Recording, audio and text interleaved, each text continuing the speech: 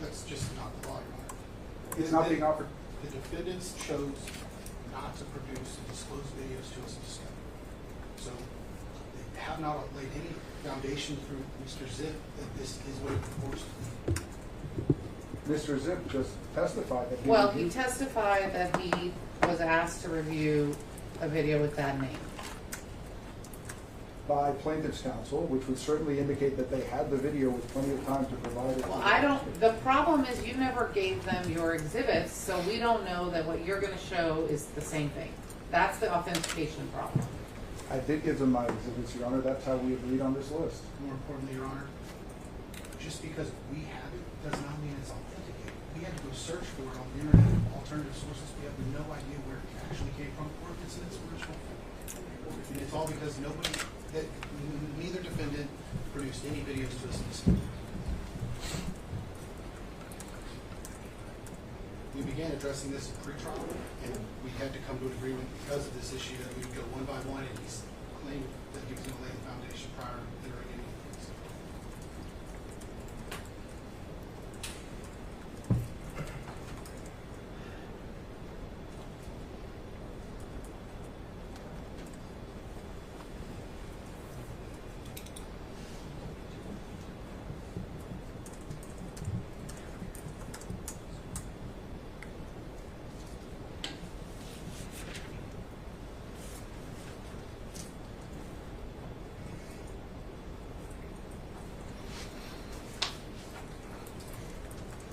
Can you approach?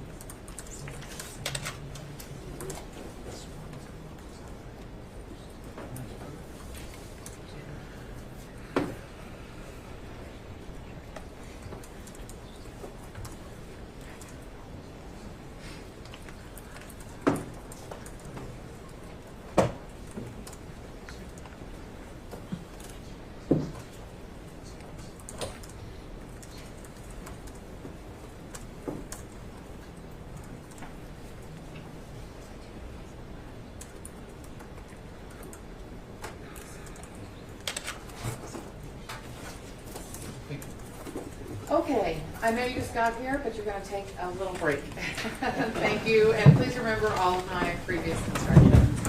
I can't tell you how long it'll be. Could be 5 minutes, could be a little bit more.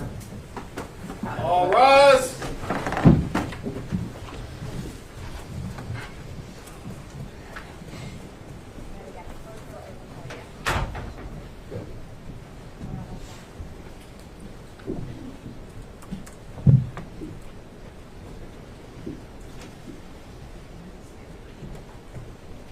Thank you, and as always, if you'll just shut the door for me, appreciate it. All right, you may be seated. All right, so we had a conversation off the record because we can't put them on the record when the jury's in here and we're at the bench. The substance of which, for the record, was that I do think there's an authentication problem. I don't have a problem with impeachment, not for the purposes of, not for admitting the hearsay. All right, let me start over. I don't have a problem with impeachment evidence that isn't admitted for proving the truth of what it contains. But I do think that you still have an authentication problem. So what I would like to propose we do, or what I'm going to tell you that we do, is we'll play some of it now for the witness, and we'll see what the answers would be, and then I'll make a more final decision about how to handle it in front of the jury. Because I think maybe we can just get an answer, then we don't need the video because it isn't authenticated.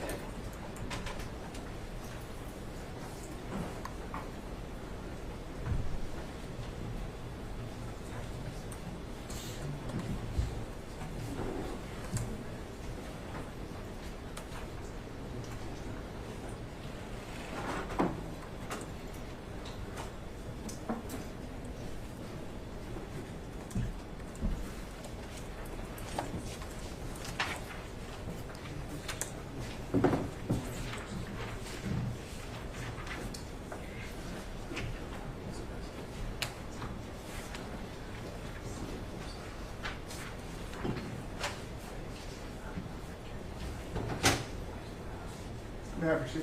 Yes. I mean, this is, yes. Mr. Zip, Oh, yeah, I guess you'll have to. I apologize. I'm just going to play the first 15, 20 seconds of this to see if you recognize it.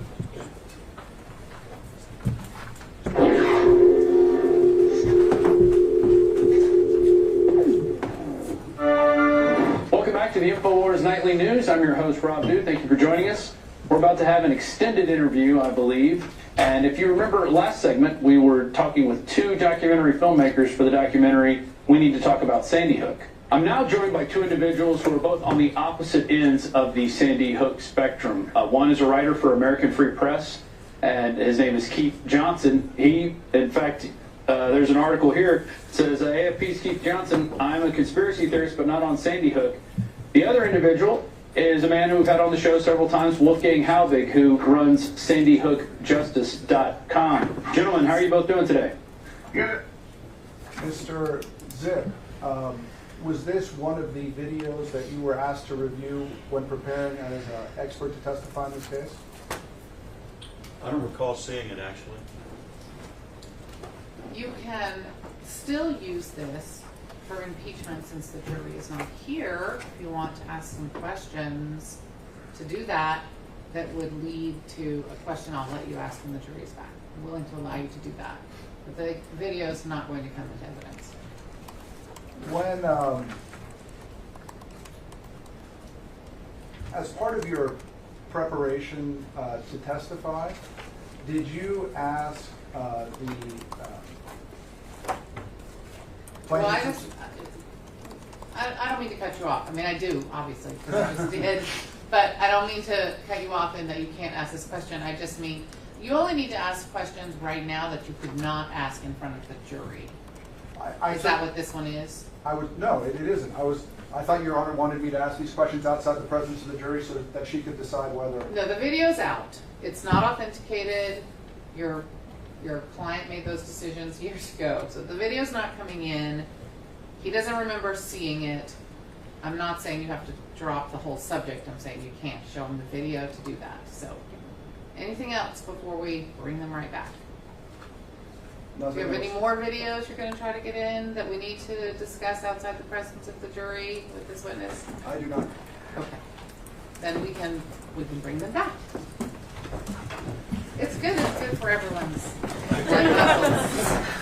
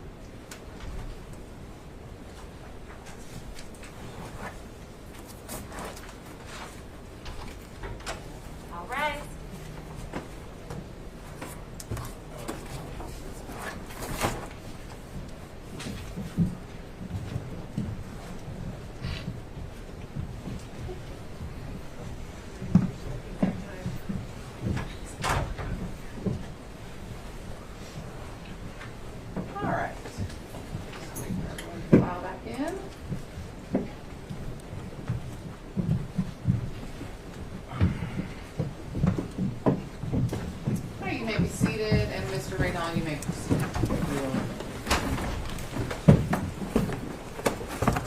Mr. Zip,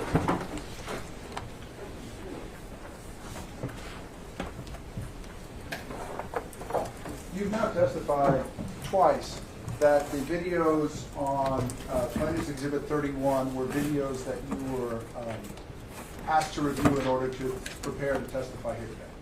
Correct. And did you have every opportunity to get any documents you wanted or needed from the plaintiff's counsel in this case. I did. And looking at this list, I'm going to direct your attention to the bottom of page 2.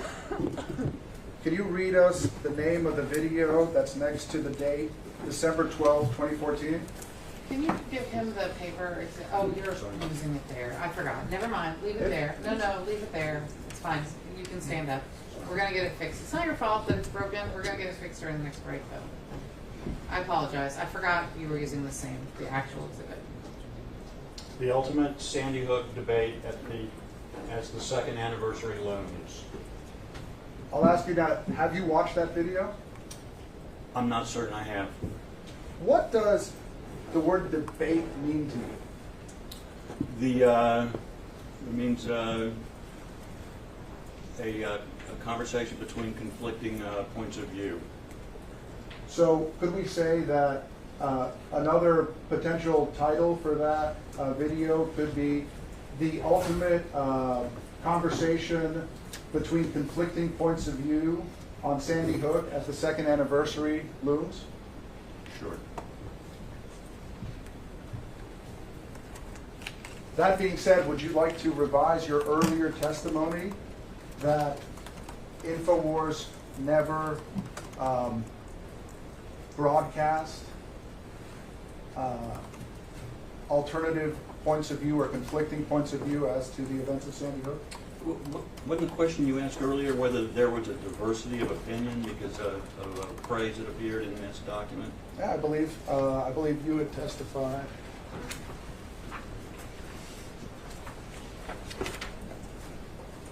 I saw no coverage showing both sides. And you're asking me, would I like to revise that? Yes. Not without seeing the video. You had every opportunity to watch it before you testified here today. True? I think so, yes. Pass the witness. Thank you. Mr. Ogden? Yes, sir.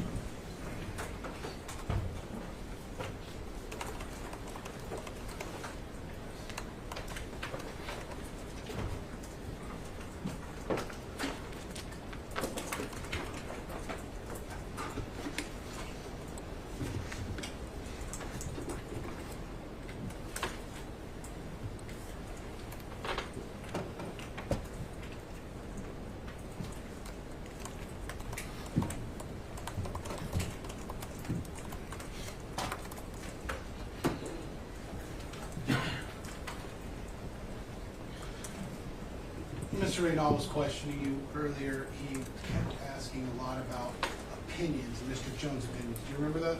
I did. Is that consistent with how Alex Jones describes the InfoWars coverage programming as opinion? No. In fact, Alex Jones signed an affidavit in this case that you reviewed. Isn't that true? You did.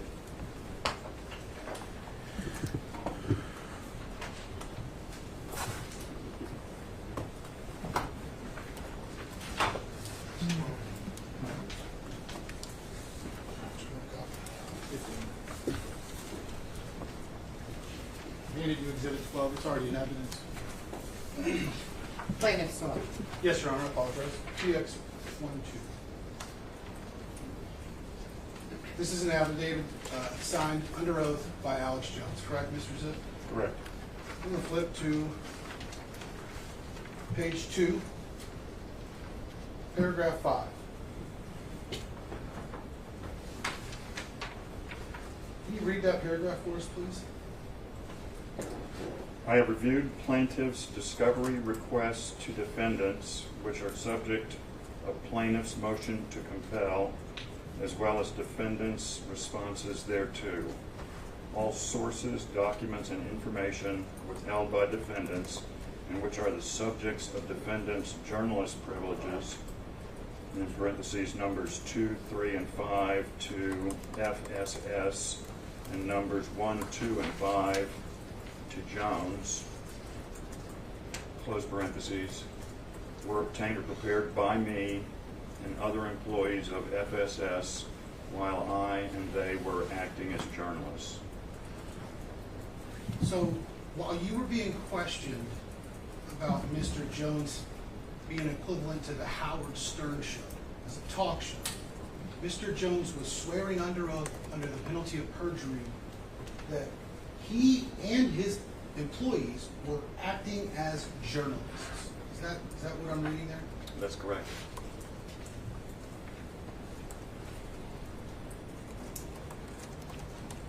When you go to the InfoWars website, do you see similar websites like that on the internet? It's organized in the way most news websites are.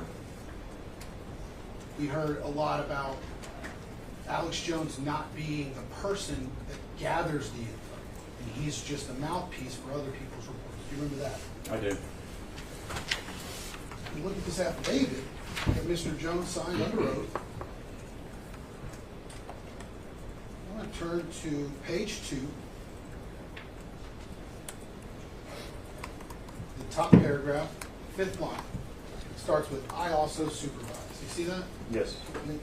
Tell me if I'm reading this correctly. It says, I also supervise or assist in gathering and preparing and disseminating the news.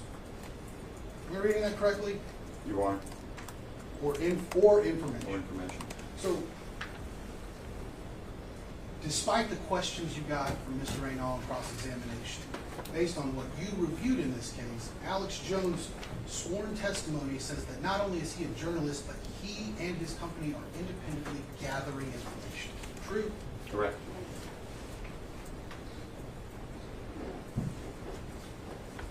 We've also, a couple of times throughout this trial that you've been observing, have seen that Alex Jones says InfoWars is the news for tomorrow. You remember that slogan being said? I do. Were you in the courtroom for Mr. Bankston's opening statement? I was. There was a screenshot that was put on the TV for everybody to look at, and we discussed the banner behind Mr. Jones. Do you remember what that said? I did. What did it say? The front line of truth journalism.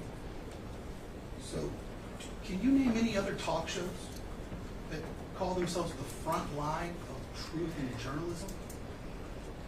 I can. Now, I'm not a big talk show consumer, but I cannot. Would slogans like that, and slogans like the news tomorrow, today, would those slogans be more by news sources or by commentary of talk shows? No, they clearly, I think, tell the viewer, the audience, that this is a news website. This is a news operation.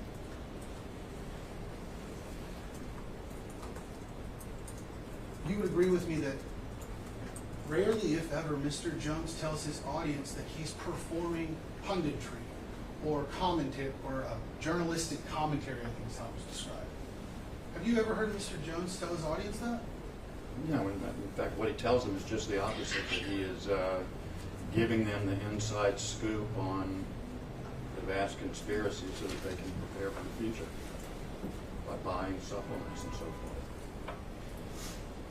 We've reviewed a lot of material in this case on the Zero Hedge story. In your professional opinion as an expert, can you describe the recklessness it takes for an organization like the defendants to run the story that Neil Heslin never held his dead child? It's complete disregard for basics of journalism. What about the fact that Sandy Hook never happened? How reckless is that for an organization holding itself out as journalism to make that statement? It's as reckless as it gets. I mean, it's taking an abundantly documented fact and pretending that it didn't exist. So, for the proposition that Mr. Jones and Free Speech Systems aren't a news organization and they're not gathering, do you remember reviewing a video in this case where Mr. Jones tells his audience in his own words the exact opposite? The exact opposite of what? Of that he's a talk show, that he's not the news.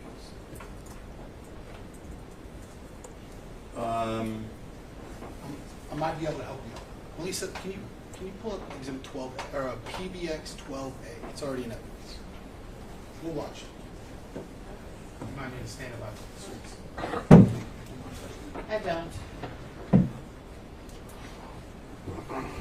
Let's talk to Kevin. Kevin, go ahead. You're on the air. Hi, Alex. Calling about Sandy Hook. Basically, my take on it is I live about 50 miles from Newtown, and the whole thing is pretty much the next step in reality TV. Because with other false flags like 9/11 or Oklahoma City or the Boston bombing, at least something happened. With Sandy Hook, there's no there. You've got a bunch of people walking around a parking lot. It's pretty much what it comes down to, and none of the No, I've had the investigators on. I've had the state police have gone public. You name it. The whole thing is a giant hoax.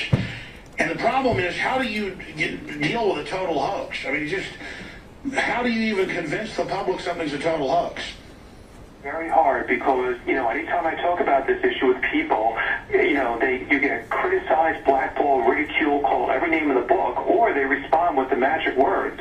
They were saying on TV, there's no statement more proof positive of somebody who's been brainwashed by that stuff, mainstream media, than those words. They were saying on TV. Well, I always tell people the same thing. Go out and prove the official story. And I knew the millisecond this happened with that now fake picture of the kids being let out of the school, that there's nothing that's going to sell this agenda like dead elementary school kids. That's right. The general public doesn't know the school was actually closed the year before. They don't know they've shielded all, demolished the building. They don't know that they had the kids going in circles in and out of the building as a photo op, blue screen, green screens they got caught using. I mean, the whole thing. But remember, this is the same White House that's been caught running the fake bin Laden raid that's come out and been faked. It's the same White House that got caught running all these other fake events over and over again. And it's the same White House that says, I never said that you can keep your doctor, when he did say you keep your doctor. People just instinctively know that there's a lot of fraud going on. But it took me about a year with Sandy Hook to come to grips with the fact that the whole thing was fake. I mean, even I couldn't believe it. I knew they jumped on it, used the crisis, hyped it up, but then I did deep research, and my gosh, it just pretty much didn't happen. So Mr. Jones is telling his listeners he did the research, and it just didn't happen. Does that sound like a talk show opinion, or does that sound like a journalist telling his listeners that he did the research and this is a fact? Sounds like a journalist. Would you say, in your expert opinion, that Alex Jones recklessly represented that to his listeners on that broadcast? I'm going to say yes. You've heard in this courtroom today, this week, you've observed all of the defendant depositions and testimony, correct? Correct. We heard from Mr. Schroyer yesterday and this morning. Mr. Schroyer said he considers himself a journalist during his employment, correct? Correct. We just heard from Mr. Badandi through a video deposition. Mr. Badandi told us he's a journalist, correct? Correct. We heard from, we've seen testimony from Rob Dew speaking on behalf of the company's position that the majority of what they do is journalism, correct? Correct. And then we've also heard from Mr. Jacobson through a video deposition. Mr. Jacobson was so upset that he had violated journalistic ethics and was begging everyone else to stop. Do you remember that? I do. And then we have the sworn testimony of Alex Jones himself, swearing under oath under penalty of perjury that he is a journalist and him and his employees go and gather the information as journalists, correct? Correct. So for anyone to come in here and imply that Alex Jones and Free Speech Systems isn't a news source and they aren't journalists and shouldn't be held to the standards of a journalist is misleading, isn't it? It's misleading certainly to suggest that he doesn't hold himself out as a journalist. Mr. Jones and Mr. Schroyer's broadcasts, and frankly everyone on InfoWars that you reviewed, do not make it clear whatsoever whether or not they have their punditry hat on or whether or not they have their journalism hat on, correct? That's correct. They do not. But they present it in a way that, as a fact, that would imply the listeners to appreciate what they're saying is the truth, correct? I mean, we just heard he rattled off 7 misrepresentations in a row, or at least 6 out of the 7 things he said. I'm not sure about the 7. And that's consistent with the way he conducts his program that I've seen. The last thing I want to ask you about is you were questioned on cross-examination about Neil Heslin and Scarlett Lewis and the interviews that they've done on Fox and on Megyn Kelly. Do you remember that? I do. Those interviews that we were asked about, are you aware of them? I believe you weren't. Or were you? I don't remember. Let's work on Here, the I'll ask you leading. again, Your Honor. Did you know that every single one of those interviews was done after this lawsuit was filed? I can't even imagine we're leading with that. Let's try not to lead, please. The objection, not really stated, but is sustained.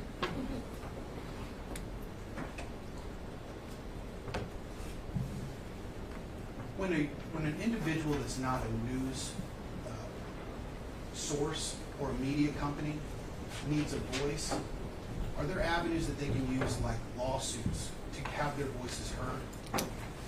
Yes, there are.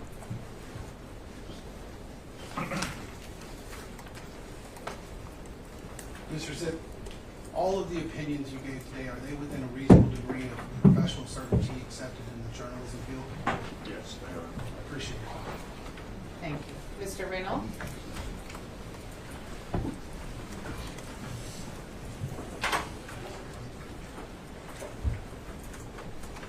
Mr. Zip, would you agree that words matter Yes. and that definitions of words matter? Yes. Do you know what the legal definition of a journalist is under Texas law? I do not. Do you know what the definition of a journalist is for the purposes of somebody being a citizen journalist under the Supreme Court law? I do not. So, when you were being asked those questions by plaintiff's counsel about Mr. Jones's affidavit, did it occur to you that he might be using a different definition of journalist than the one that we used earlier? That did not occur to me. Now, just to clear up some confusion, are you saying that you have or have not reviewed the complete record of Mr. Heslin and Ms. Lewis's interviews, media appearances, books, and speeches? Object outside the scope, correct. Read it. Overruled. Would you repeat the question, please? I was unclear, based on the redirect from the plaintiff's side, whether your testimony is that you are in fact familiar with the plaintiff's media appearances, articles, published speeches, and published books, or you are not familiar with them? I'm familiar with Mr. Heslin's appearance on the Megyn Kelly profile of Alex Jones. I am a Wall Street Journal occasional reader, so it's possible that I saw something in the Wall Street Journal. You mentioned that, although I do not have any strong recollection of it, and I'm unfamiliar with any of their appearances elsewhere on television. Are you familiar with Ms. Lewis's book published in 2013 about the Sandy Hook? I am not. And are you familiar with Mr. Heslin's trip to Congress to advocate for gun control, also, I believe, which occurred in 2013 and was widely covered? You know, I'm aware that it happened. I was not associated with the case at the time, so it didn't make a strong impression on me. And is it fair to say that you're certainly not telling the members of this jury that, based on your knowledge, there aren't many other media appearances, speeches, and interviews that Mr. Heslin and Ms. Lewis participated in prior to the Megyn Kelly show, prior to this lawsuit, in the years 2013, 2014, 2015, 2016? I lost the thread of your question. Are you telling this jury, as you sit here, that Mr. Heslin and Ms. Lewis did not publish books, engage in public speaking, be interviewed by newspapers and go on television programs? Are you telling me that they didn't engage in all those behaviors or activities in the years 2013, 2014, 2015, and 2016? I'm saying I don't know. Thank you. All right, pass witness. Yes. All right, so that means it is time for my jury to get another trip to the jury room. Remember all of my instructions about the question writing process. This is an opportunity, not a requirement, and it's for each of you individually. All right, you may be excused. All rise. All right. So, Mr. Zip, what happens now is we all take advantage of them being gone to take a quick break, probably 10 or 15 minutes, I'm not exactly sure. And then you don't come back into the courtroom, but you stay near enough where we can get your attention. All right?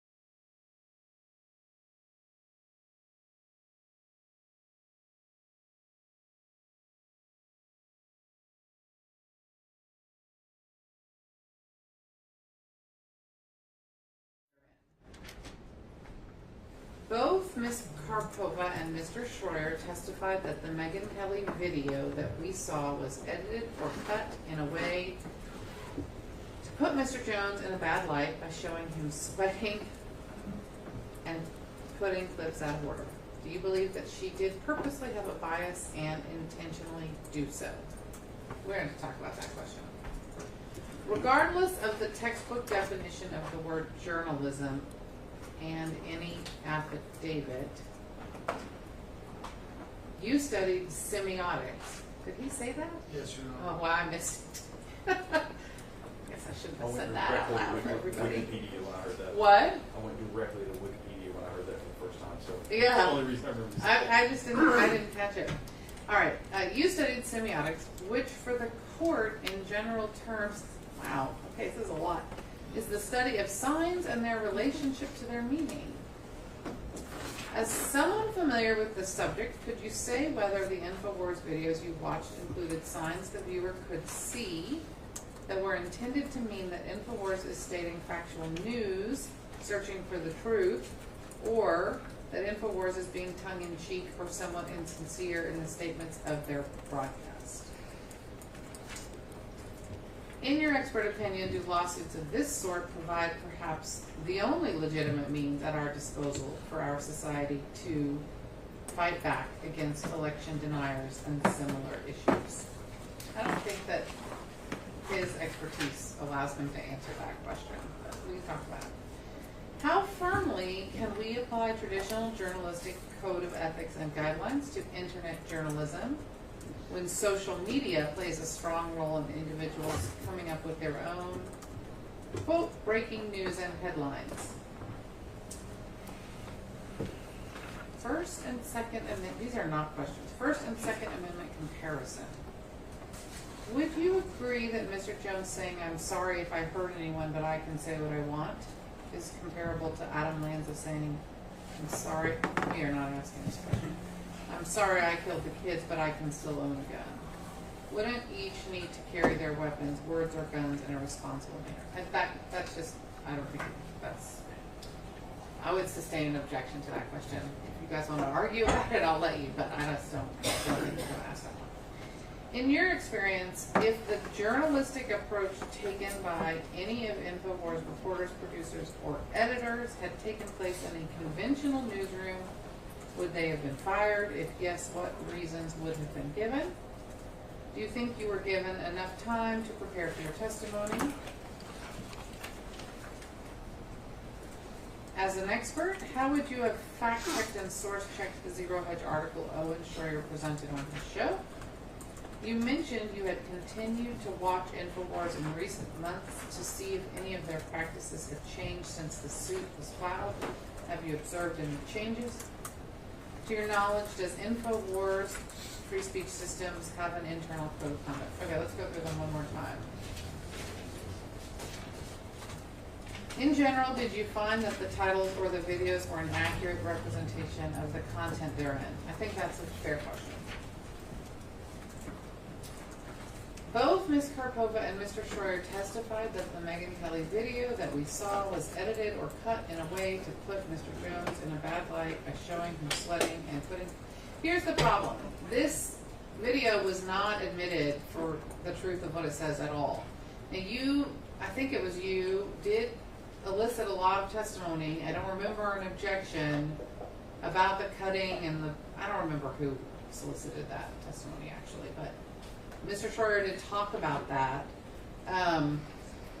So I think maybe we can allow this question. I think it's unfortunate. Does anyone have an objection to it? Your Honor, we would object that even if it is offered for the truth, it's still speculation on Mr. Zip to offer a video cutting of a broadcast. I think that's outside the realm of journalism. He just doesn't what Megyn Kelly was thinking in the bias that she may or may not have had. All right, because the question is, do you believe that she did purposely have a bias and intentionally do so? Oh, and that is speculation. All right, we won't answer that.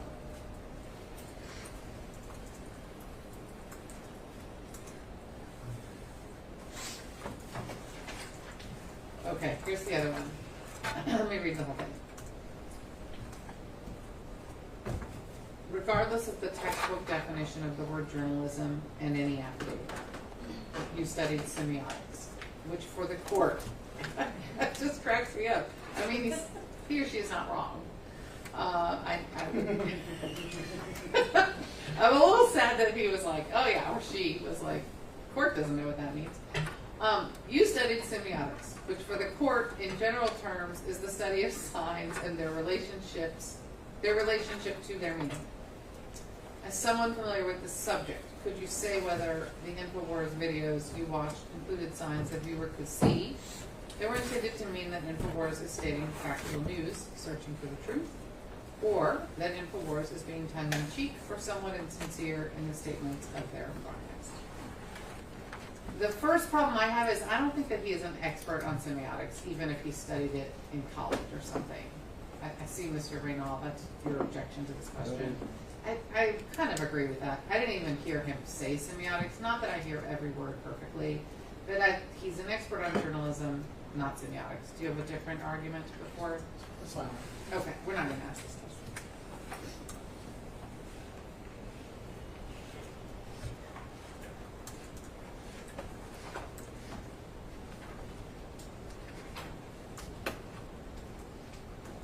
Okay, this is another one that I think is probably not going to get asked. In your expert opinion, do lawsuits of this sort provide perhaps the only legitimate means at our disposal for our society to fight back against election deniers and similar issues?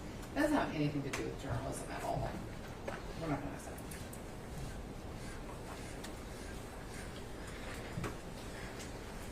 Okay. How firmly can we apply traditional journalistic code of ethics and guidelines to internet journalism when social media plays a strong role in individuals coming up with their own breaking news and headlines? That seems fair. Would you agree that oh yeah, we're not asking this one. Would you agree that Mr. Jones saying, I'm sorry if I hurt anyone, is the same? We're not asking that. For one thing, it's just, it's inflammatory. I mean, we're not putting words in the mouth of anyone, so I don't want to do that.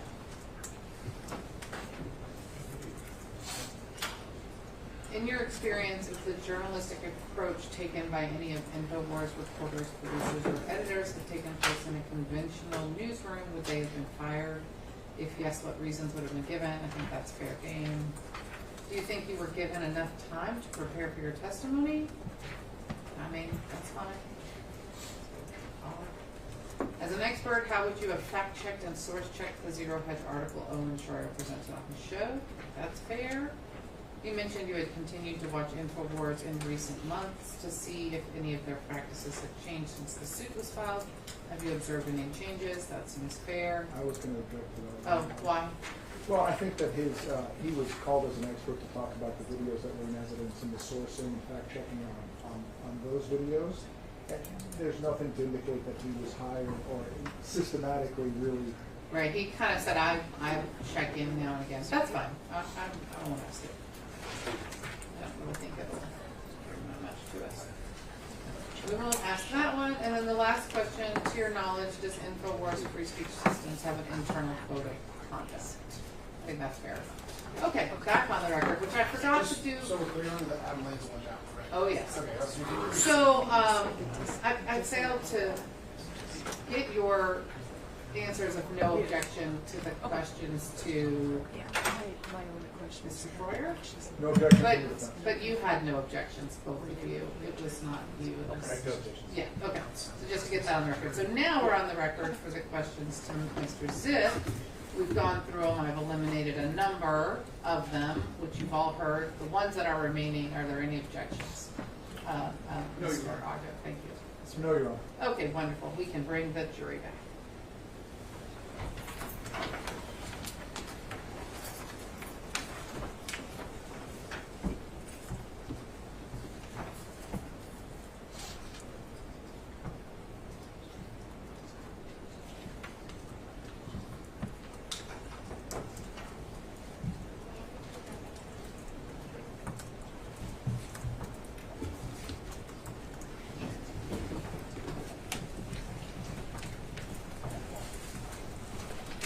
Come back up. We're waiting for the jury.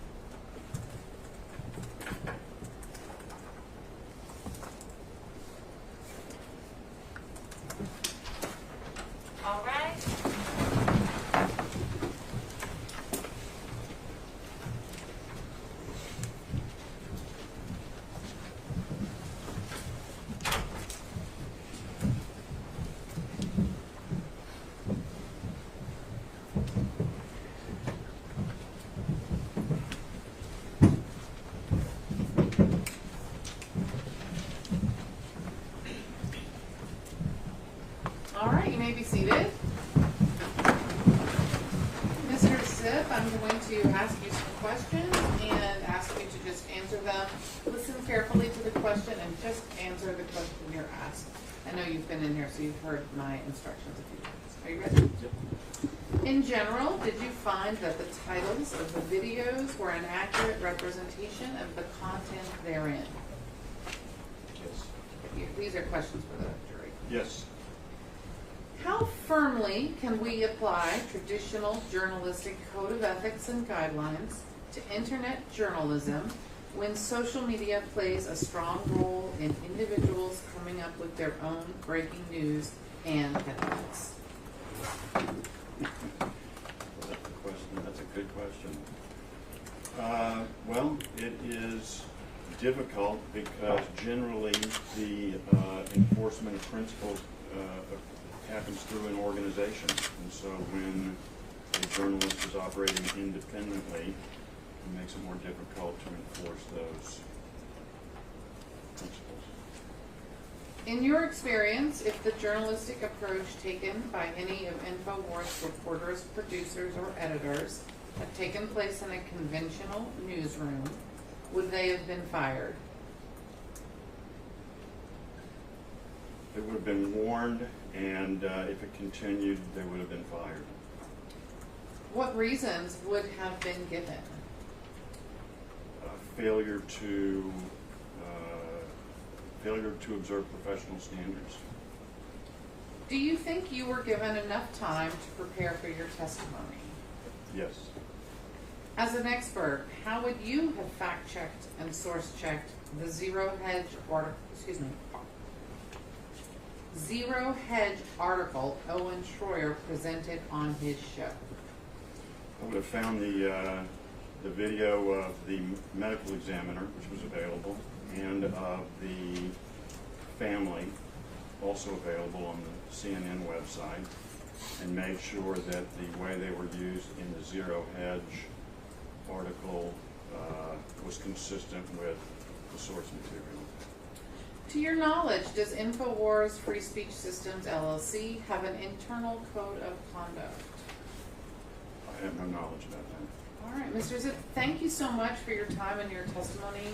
We all greatly appreciate it. You're free to return to your spot. You are, as an expert, not under the rule, so I assume there's no subpoena as well. All right. Thank you. And then who will be our next witness? Plaintiff will call Christopher Daniels by way of deposition. All right. You can start that.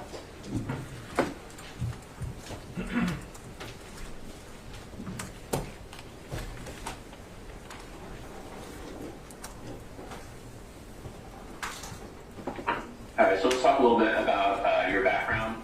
First of all, can you state your full name for the record? Christopher Daniels. Do you have a middle name? Alan. And how old are you? 37.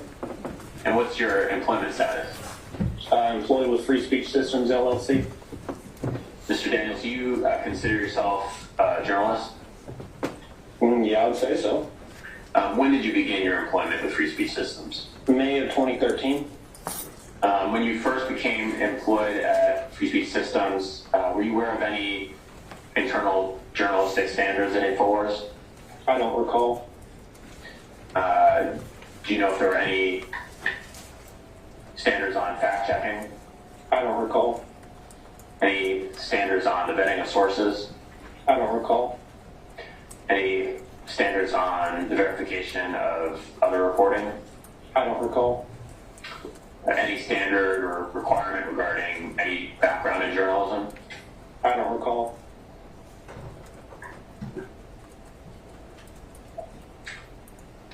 When you became employed at Free Speech Systems, did you receive any training? Yes. What training did you receive? Mainly how to work the update website. Would you describe that as kind of technical website training? For the most part, yes. Did you receive training on any other subjects? Not that I recall. Did you receive any training on anything related to journalism? I don't remember. Are you an editor of Free Speech Systems? I mean, if I had to pick a term, I guess I would use that term. Although I don't like using that term a lot because that kind of gets confused with video editor. Do you review work by other writers? I do. And what do you do to review work by other writers? I just read the content.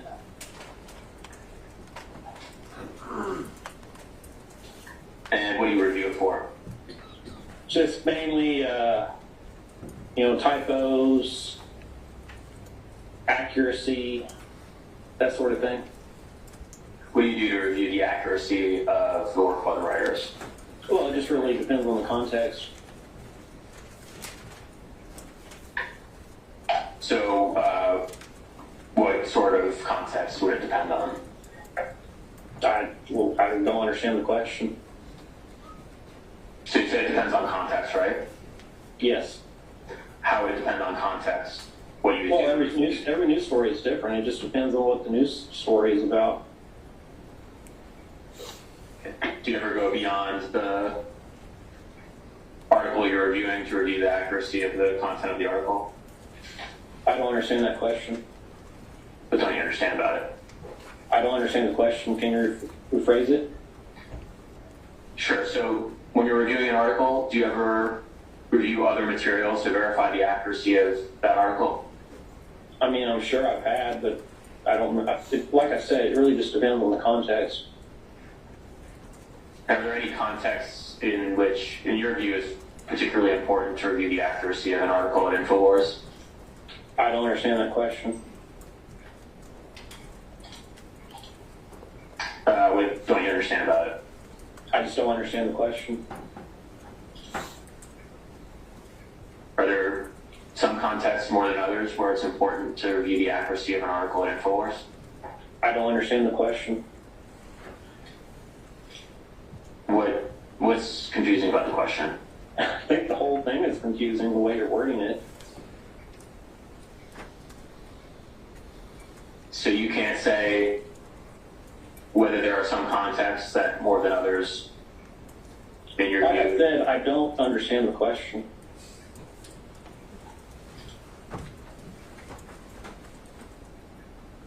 Are there any words in particular that you don't understand in that question? I understand the question. So what determines whether you're going to go beyond the text of an article to review anything about its accuracy? I don't understand the question, to be honest.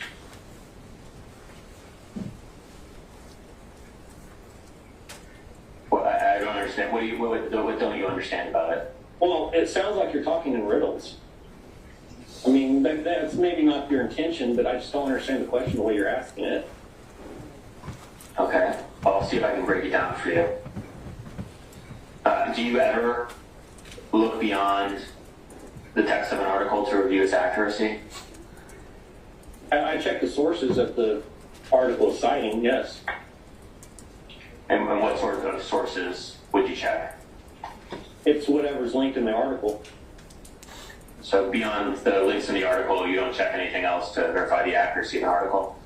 Not that I recall.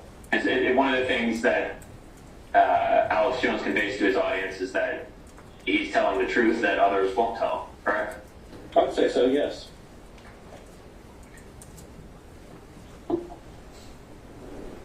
And would you say that part of that message is that his listeners or viewers can depend on him for the facts about world events? I would say so. Was it a policy that an article should have multiple sources at InfoWars, whether a written policy or an unwritten policy at any point? It was a good practice to do so. And did you do anything to verify that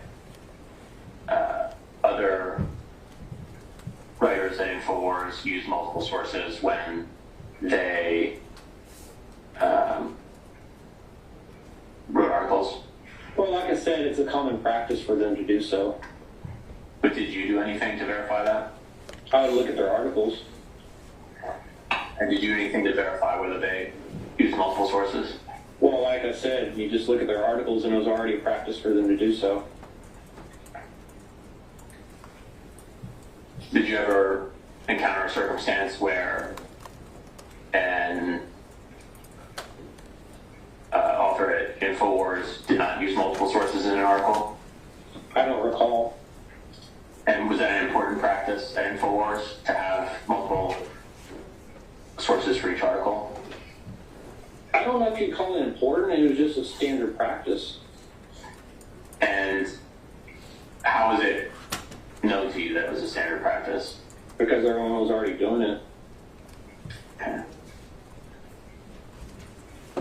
Did anyone ever communicate that expectation that there should be multiple sources for every article? I don't recall.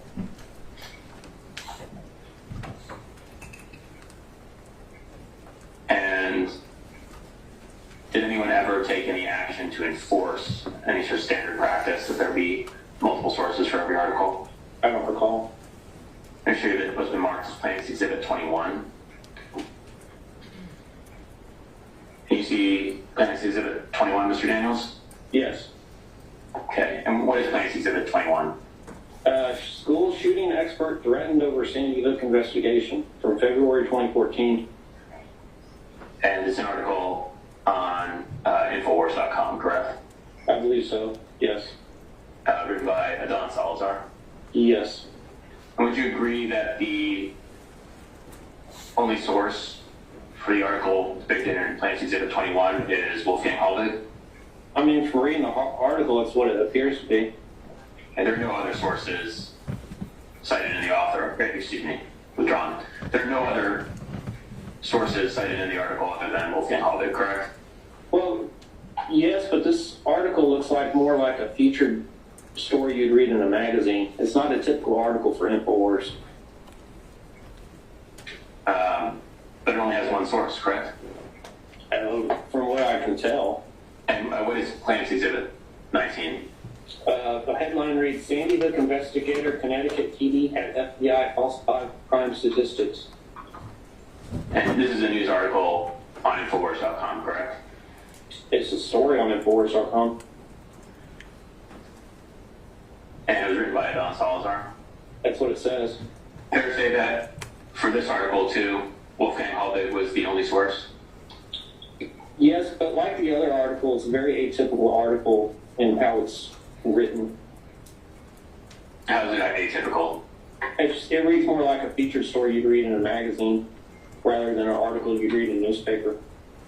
But that article is a deviation from the standard practice that you identified, that there be multiple sources cited for every article. Well, let me say this. It's a very atypical article that we normally don't write articles that interview people or, it's basically kind of reads like a featured story you'd read in a magazine about some local person in the city or business person or whatever.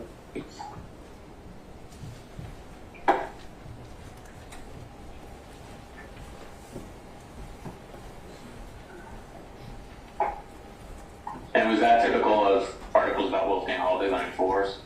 I don't know. Did you ever review the article depicted in Plaintiff's Exhibit 19? No, to be honest, I think this is the first time I've ever read it. And the article in Plaintiff's Exhibit 21, the first time, have you ever reviewed this article before? I've seen the headline when it went up on the website, but I don't remember ever reading it. And you didn't review it before it was published? Doubtful. What is Plaintiff's Exhibit 20? FBI says no one killed at Sandy Hook.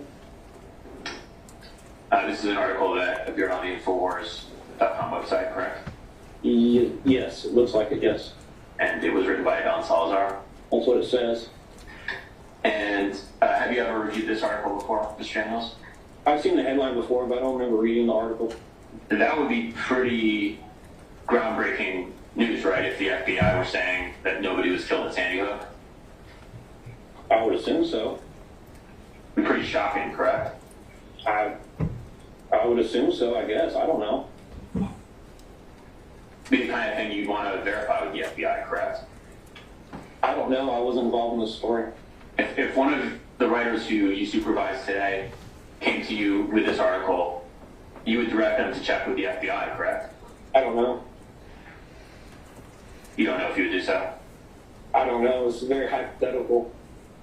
Would you direct them to check with any other source that they could? I don't know.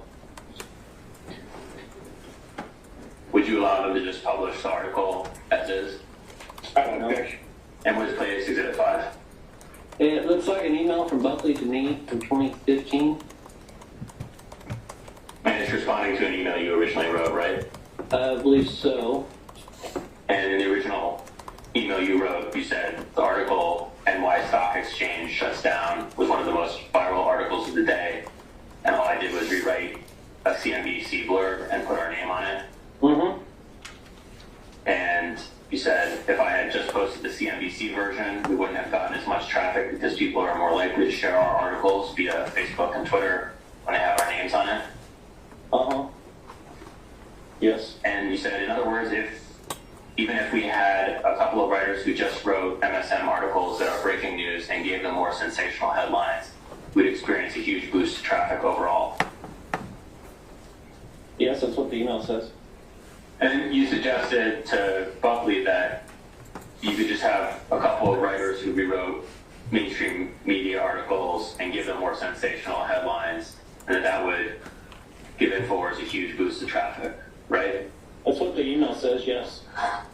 That statement that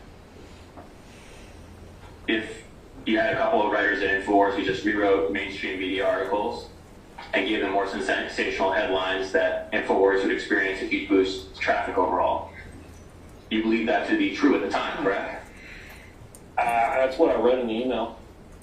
And you believe it to be true then? I don't remember back then. Maybe I was just trying to impress Buckley. Who knows? Why would you want to impress Buckley? He was kind of like Alex's manager at the time. So you don't want to get on his bad side, you know what I mean? Well, we know in this case, right? Because he answered, quote, "I agree, I like this tactic," to your suggestion, right? Oh, he did. I guess he did. I'm going to show you what's been marked as Plaintiff's Exhibit 6. Okay. Mr. Daniels, can you see Plaintiff's Exhibit 6? Yes. All right, what is Plaintiff's Exhibit 6? It looks like an email that I sent to Patrick Riley. It says edits, third-party advertising, so it's probably me checking typos on something that they wrote. Okay, and what was it that they wrote? It looks like a thing for radio affiliates or potential advertisers from the looks of it. All right. And looks like the figures cited are 8.1 million global uniques in January 2017. That's what the email says. It says lower on the page of Exhibit 6 that there were 46.3 global views in January 2016. Uh-huh. Do you know what that means? I don't. To be honest, all I probably did as far as this is concerned is Patrick might have sent me this email to check it for typos and proofread it. I probably just sent it back to him. So as far as the actual figures and things like that, I don't know how they got those. And you believe that calling somebody a crisis actor would be a horrible claim, right? If it's false. So falsely saying that someone is a crisis actor would be a horrible claim? Well, it depends on the context. I mean, you don't want to be called something that you're not, you know? Who's Robert Jacobson? He was a cameraman who worked for Alex Jones for, I believe, about 14 years. Were you ever aware of Mr. Jacobson advising anyone of concerns about relying on Mr. Halbig as a source for the proposition that Sandy Hook was a scripted event? I remember that Jacobson had concerns that he believed that Sandy Hook really happened. And that went against it wasn't really a unified front at the office of whether or not it happened. Different people had different opinions about it. All right. Next witness. Your Honor, we call back on Lewis to the stand.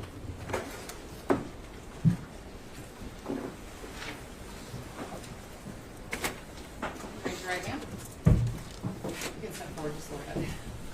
Do you solemnly solemnly swear or affirm, under penalty of perjury, that the testimony you are about to give shall be the truth, the whole truth, and nothing but the truth? Thank you. All right, thank you. You can come have a seat here. I see that you brought some notes up with you. The rule in my courtroom is you can't look at those unless I or an attorney says you can. So you've got to set them upside down to the side. Thank you. And it looks like we forgot to throw away that water, so don't pick up the wrong water glass. Mrs. Matchstick Steel will come get it. You can pour a new one for yourself. Sounds good. Thank you. Yeah, don't make a mistake there. And then it sounds like we'll be able to hear you. You don't need to talk directly into the microphone, kind of just in that direction. Thank you so much. It's not like a conversation, so you have to let the lawyers completely finish asking their questions before you begin your answers, so that you don't speak over one another. Do you understand? And I need you to answer out loud in words without hums or things like that. Do you understand? Wonderful. Thank you. Go ahead. Thank you, Your Honor. All right, Ms. Lewis, can you introduce yourself for the record? Yes, I'm Becca Lewis. And I just want to make it clear for the record, no relation to Scarlett Lewis, right? Not that I'm aware of, no. Just a coincidence? Yes. Okay. As far as profession, are you an academic researcher? Yes. Okay. You do anything else besides that? Yes, I'm also an educator. I teach students, and I do public interest work with nonprofits, and I write some media criticism as well. What is your field of expertise? So generally, the discipline that I'm in is called communication, and basically we research human interaction in a scientific way. My specific area of expertise is looking at disinformation and conspiracy theories and how they travel online. Communication studies often has a focus on media and technology, so that's what I do. All right, I want to walk through a little bit of your educational background now. Can you tell us where you did your undergraduate work? Yes, I have a BA in film studies from Columbia University. All right, and I don't mean to embarrass you, but for the members of the jury who might not know, can you let them know where Columbia stands in terms of academic prestige? Oh, yeah, I'm very proud to have gone there. It's considered one of the top universities in the country. Okay, and then once you graduated with your degree from Columbia, did you do any master's work? Yes, so I have my Master's of Science in the Social Science of the Internet from Oxford University. Okay, I'm going to embarrass you again. Can you tell the jury how Oxford University is viewed in your field in terms of academic prestige? Yes, I feel a little silly saying it's considered one of the top research universities in the world. I told you I'd make you 2 years. I don't mean to embarrass. But then, so once you got your Master's in Social Science of the Internet from Oxford University, what institution did you go to next? So I'm currently researching and teaching at Stanford University, and that's also where I'm a doctoral candidate in communication theory and research. Let's do it one more time. Stanford University, for those in the jury who don't know, where does Stanford sit in terms of academic prestige? It's also very highly regarded. It's one of the top schools in the country. All right. And at Stanford right now, you're doing some research. Is that right? Yes. Okay. And one of the things I know you have a thesis going on right now? Yes, my dissertation. Can you tell the jury what the topic of your dissertation is? Yes. So in general, up until this point, I have researched right-wing and far-right movements on the internet, and also specifically disinformation campaigns and conspiracy theories and their spread. My dissertation focuses specifically on a history of right-wing and far-right movements on the internet and how kind of they came to be what they are today. Okay. Do you have any fellowships, anything like that, other affiliations with institutions? Yes, I have a fellowship through Stanford University. It's called the Stanford Graduate Fellowship. I'm also a graduate fellow at the University of North Carolina, Chapel Hill, the Center for Information Technology and Public Life, CTEP, they call it. And I am a research affiliate at a research institute known as Data and Society that looks at the impact of the internet on social dynamics in the world. And I also have previously been the recipient of an Impact Guild Fellowship for Social Good, which is awarded to people doing research on issues of social importance. Has your work in this field been published? Yes, I have several articles that have been published in academic peer-reviewed journals, and I also have published 2 white papers, which are essentially research publications that fall somewhere between an article and a book in length. And I also have done some public writing as well. And then, have you written any chapters for any published books? Yes, I have. Okay. And then, have you presented your work publicly? Yes, I have given several, I think about 10 refereed presentations, which means that they've gone through the process of peer review before I'm then allowed to give that presentation, so they've been reviewed. And then I've also been invited to give many talks at different schools and other institutions as well. Okay. Are you popular on Twitter? Define popular. Sure. I post on Twitter. Sure. Let me say you have an active Twitter account where thousands of people follow you, right? Yes. Okay. Is that your personal account? That's your professional account. That's my personal account. Okay. Do you do some political punchetry on there? Yes.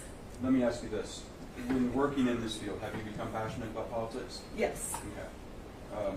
We live in some strange political times. Would you agree with me about that? We do. I always approach my research from the empirical side and set aside my own political ideas in that context, but I do have strongly held political ideas as well.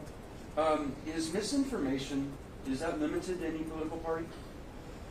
No, absolutely not. Okay, the work that you do, does it include debunking various pieces of information?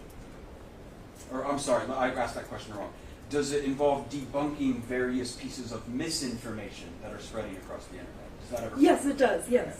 Have you debunked misinformation that came from conservative sources? Yes. And far-right fascist sources? Yes. Have you debunked misinformation from left-wing sources? Yes. Socialist, communist sources? Yes. Have you debunked sources that came right down the middle in large mainstream media publications? Yes. Can you describe, outside of your academic work, any other work that you've done in this field? Yes, I worked as a researcher at Data and Society Research Institute full-time. They had a team that they were built up to research what they call media manipulation by various groups, and I worked on that team. And before I got into academic research, I worked at a software company called Crimson Hexagon that does data analytics, social media data analytics on behalf of brands and agencies and nonprofit institutions. All right. When I reached out to you, can you explain to the jury what I asked you to do in this case? Yes, you asked me to review materials from the case, testimonies. You asked me to do some of my own research, and you also asked me to come here. Okay. And then I asked you to, when you say materials in this case, that means various things produced in this lawsuit, documents and testimony. Yes, that's right. Okay. And I know you have brought a list to the stand, but that list helped refresh your memory. Don't touch it yet. Okay, okay. You know, watch out for the judge. She'll tell you when you can touch Sorry, it. Your Honor. He's giving me a hard time, not you. When you have that list, is that a list, that paper, would that help refresh your memory as to all the materials that you've reviewed? It would. There were quite a few. Your Honor, I'd ask her to be able to review that list. All right, that's fine, as long as that's what it is. But you don't read from it. Okay. You refresh your recollection, and then you tell her. Would you like to reflect your recollection on all the materials that you reviewed real quick? Yes, please. Okay, take a look real quick, we'll talk about it.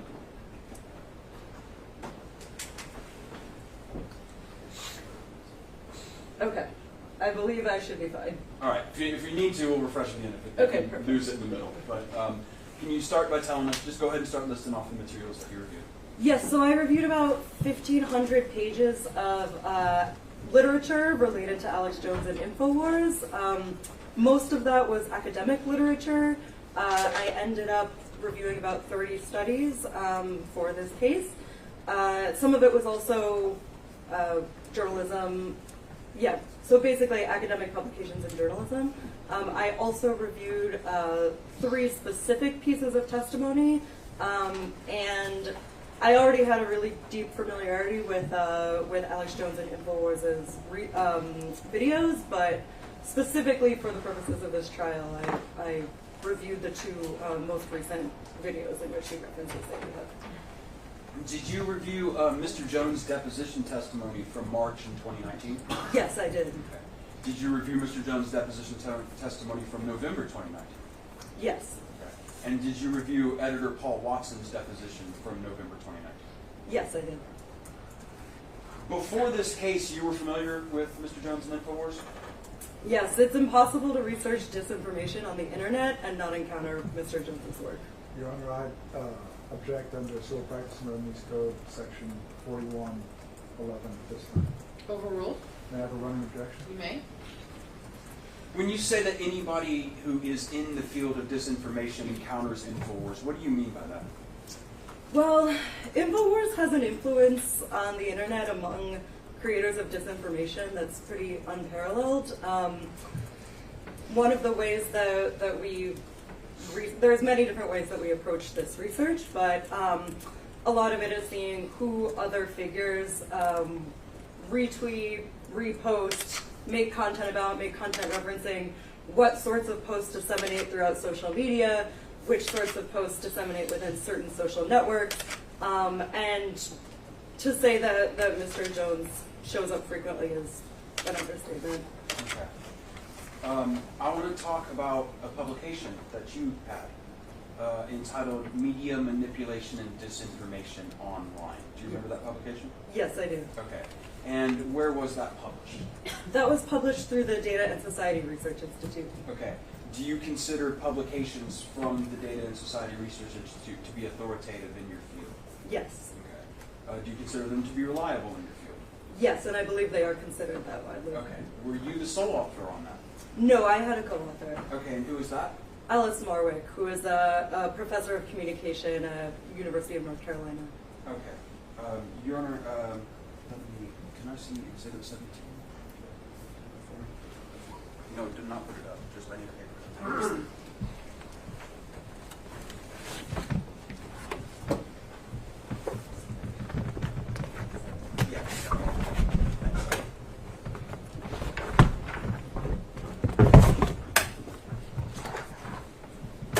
I'm going to approach you now, which has been marked Plaintiff's Exhibit 17. Is that your study? Or yes, your it is. article? Yes. For Data and Society? Yes. Okay. And as we discussed before, it's a reliable and authoritative publication, the Data and Society publication. Yes, I do. At this time, I'd like to admit Plaintiff's 17 under the Learned Treatise. Any objection? Yes, Your Honor, we object. Hearsay doesn't qualify as a learned treatise. Treatise. No, I'm sure to say. How would I read the rule? Because Sure. This is not something that happens every day in every case. Right, this is, you're right, I know. So can you point me to the right rule? I know it's in 802, 803. It's in 803. Thank you. So one of the exceptions. Yes, and it's in, I think it's in somewhere between 17 and 20. All right, hang on. Oh, it's 803, 18. Found it.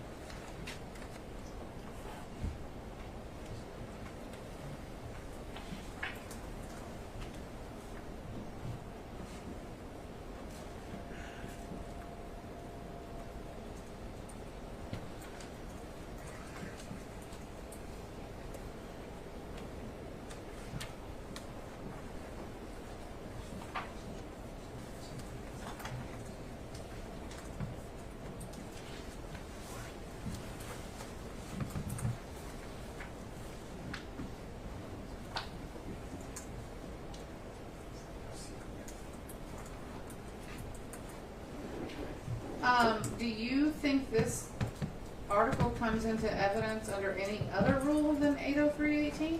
No, I'm actually, as I'm reading 803, it can be published to the jury but not admitted into evidence. Correct. And that's all I'm asking of you, actually. Okay, so the objection to admitting Plaintiff's Exhibit 17 as an exhibit is sustained. All right, Your Honor, may I have permission to publish the study to the jury? So the way I read the rule is you need to ask your witness questions about it, and you can use them that way. Okay, I think I may be repeating some of these questions, so I'm not sure if I'm going the right way. But what I'm going to ask you is for questions from the rule. Questions from the rule? That it's an authoritative in her field. That's fine. Yeah, Yeah, I'm just okay. saying if you want her to testify about something contained in the article, you ask her a question. Gotcha. Yes, And sir. then we go. My Yes. apologies. Okay, no worries. And in fact, for this one, I don't think we're going to need to be doing that because I'm not going to ask you about a specific statement. in the Okay. article. It's really just putting up the cover. But I wanted to from the cover, list your name and your fellow author's name. Yes. Correct. And this is a Data and Society publication. Yes. Okay. Does this publication discuss Mr. Jones? Yes, it does. Okay. So this, would you consider this to be part of your published work as it regards InfoWars involvement in media manipulation? Yes, exactly. Okay. Can you kind of describe the media environment? Why our current media environment allowed Mr. Jones to become so popular? Do you have a conclusion on that? Yes, and I teach entire classes on this, so I will try to keep it as brief as possible. There's a few things I think that are important. The first is that the current media environment online is what we call an attention economy, which means that everyone is vying for views, for clicks, either to translate those into revenue through advertising, or just to translate it into influence, right? To get as many eyeballs in front of your page as possible. And so sometimes that translates into what we call clickbait, which means that you have a really salacious headline and someone clicks into it. It's not actually reflected in the story. But sometimes that's reflected more in the content itself and the fact that people try to publish really salacious content to get those views. But the other big way that I would describe the media environment right now is that on the internet, people are able to form really insular communities, bubbles, in which they reinforce each other's fears and anxieties and biases about the world. And often there are opportunists who will come in and stoke those fears as well. In all of your professional work with InfoWars and during your work in your case, do you believe Mr. Jones is one of those individuals? I do. Now, did you, as we discussed before, you reviewed published academic literature? Yes. Okay. So in order to do that, can you kind of walk me through how you attack that issue, like how you got your literature and all that? Yes, absolutely. So I started with a resource that scholars love, which is Google's search specifically for scholarly publications called Google Scholar. So I searched for references to Alex Jones and InfoWars specifically through Google Scholar. A lot of academic work, unfortunately, is behind a paywall and therefore is really inaccessible to the public. So I tried to focus specifically on publications that were free and accessible to the public. I ended up reviewing about 30 different articles that somehow deal with Alex Jones and InfoWars. And then after about 30 articles, I reached what we call a saturation point, which means that the points were getting repetitive. Okay. And were you able to determine from the published literature if there had been a consensus that had arisen in the literature regarding Mr. Jones' responsibility for pushing lies about Sandy? Yes, there was universal consensus that he was responsible for the spread of these lies. I want to talk about some of those studies. First, are you familiar with the journal Modern American History? Yes, I am. Okay. And are you familiar in that journal with an article in that journal called Fringe Paranoia Goes Mainstream? Yes, I am. Okay, is that something that you reviewed and relied on in this case? Yes. Okay.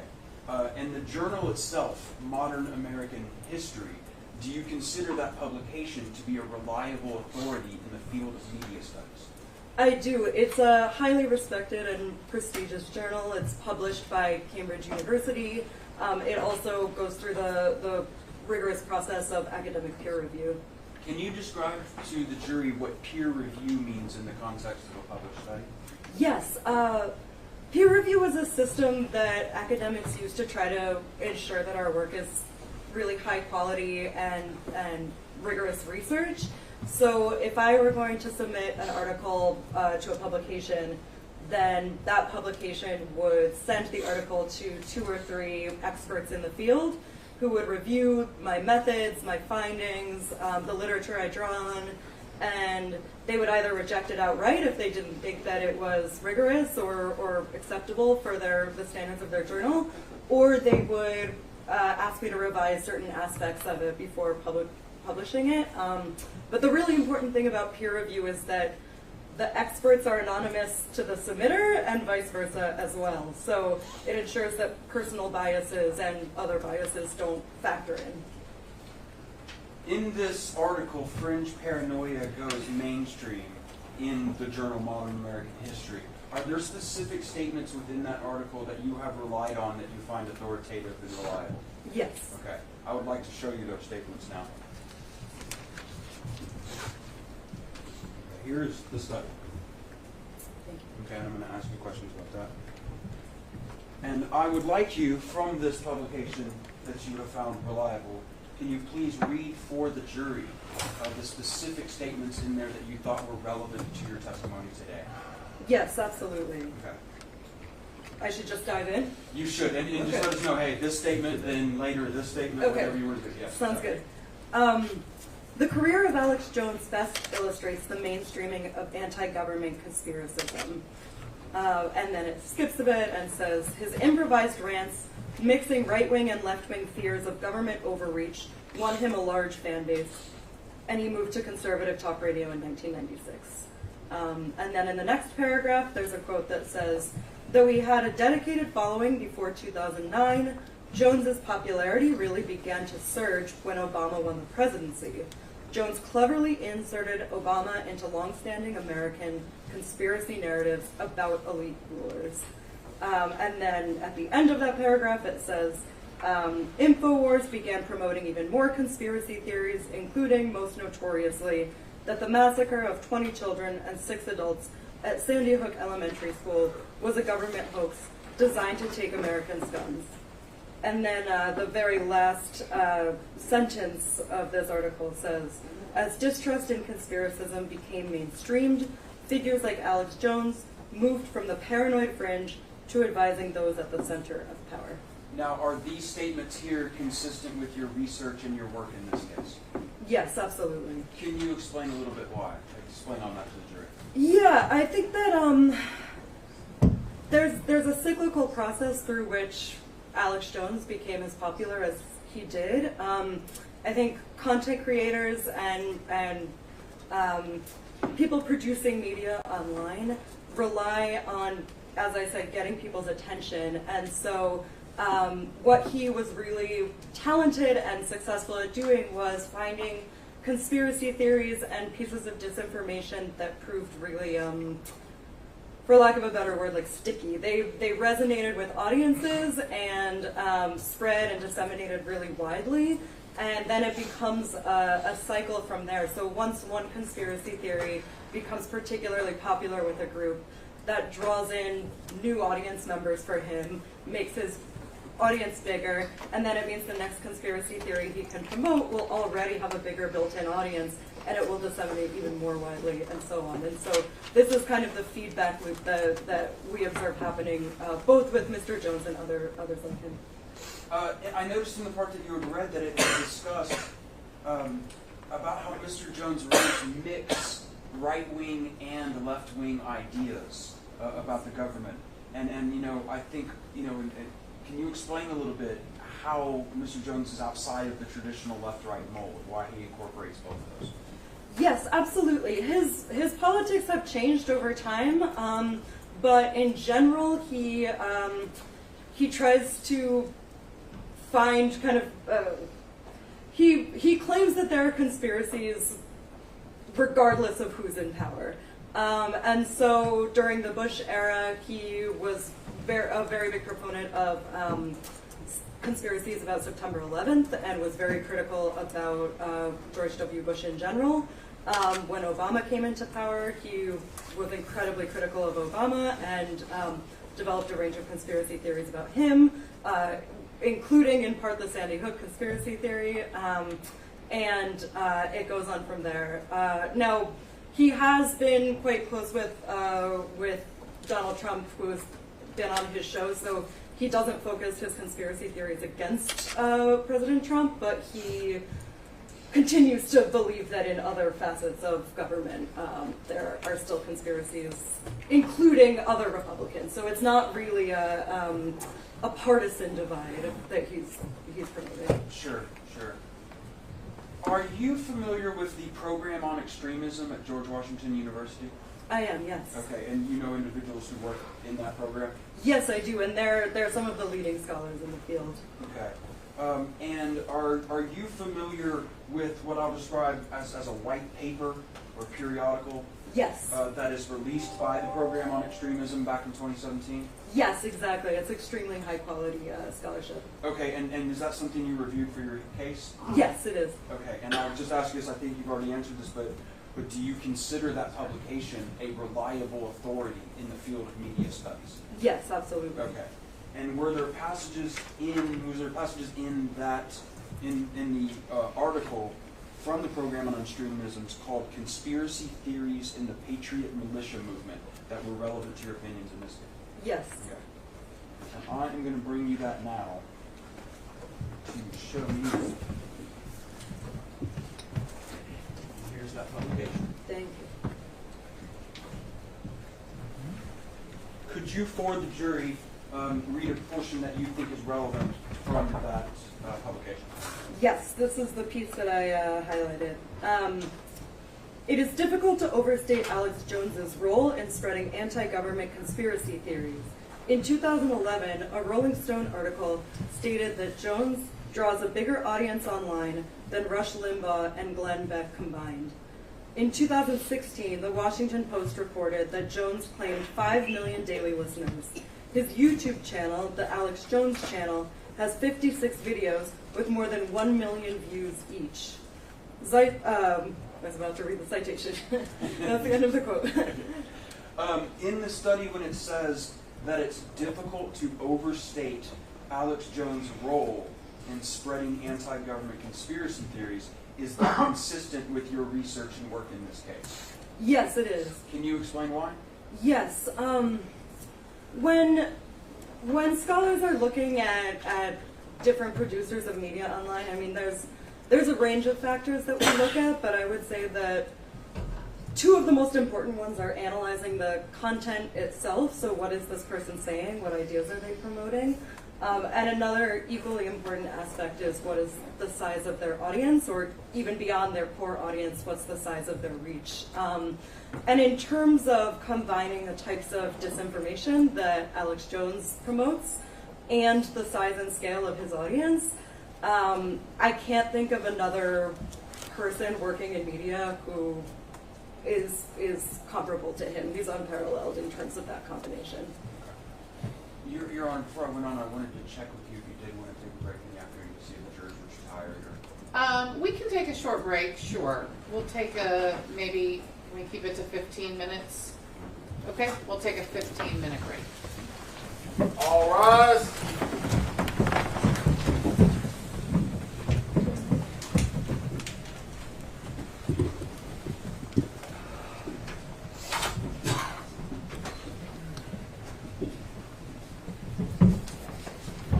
You can go ahead and come back up to the witness seat. And everyone may be seated.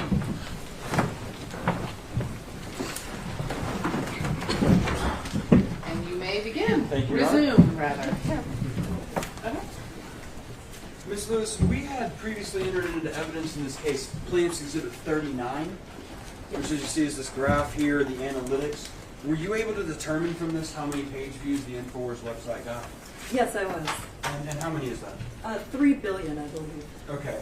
And is that the exclusive way you can see InfoWars?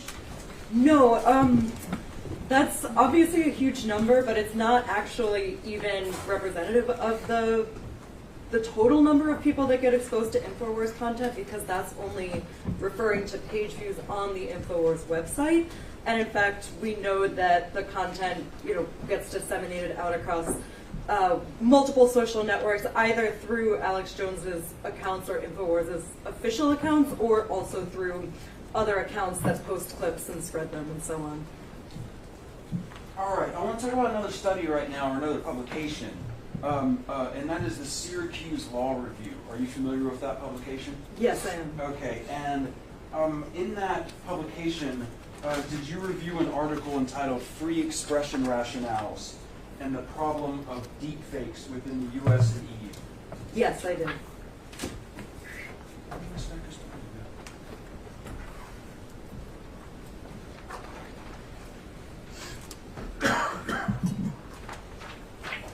Okay, in this publication, the Syracuse Law Review, do you consider that publication a reliable authority when in the field of media studies?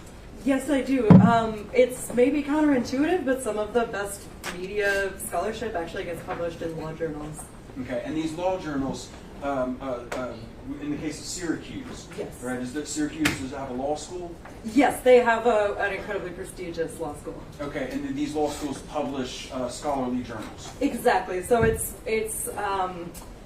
basically akin to what we've been reviewing already. It's also peer-reviewed research. Now, are these law review publications? Is it solely by law professors, or are there other academics who sometimes write for law reviews as well?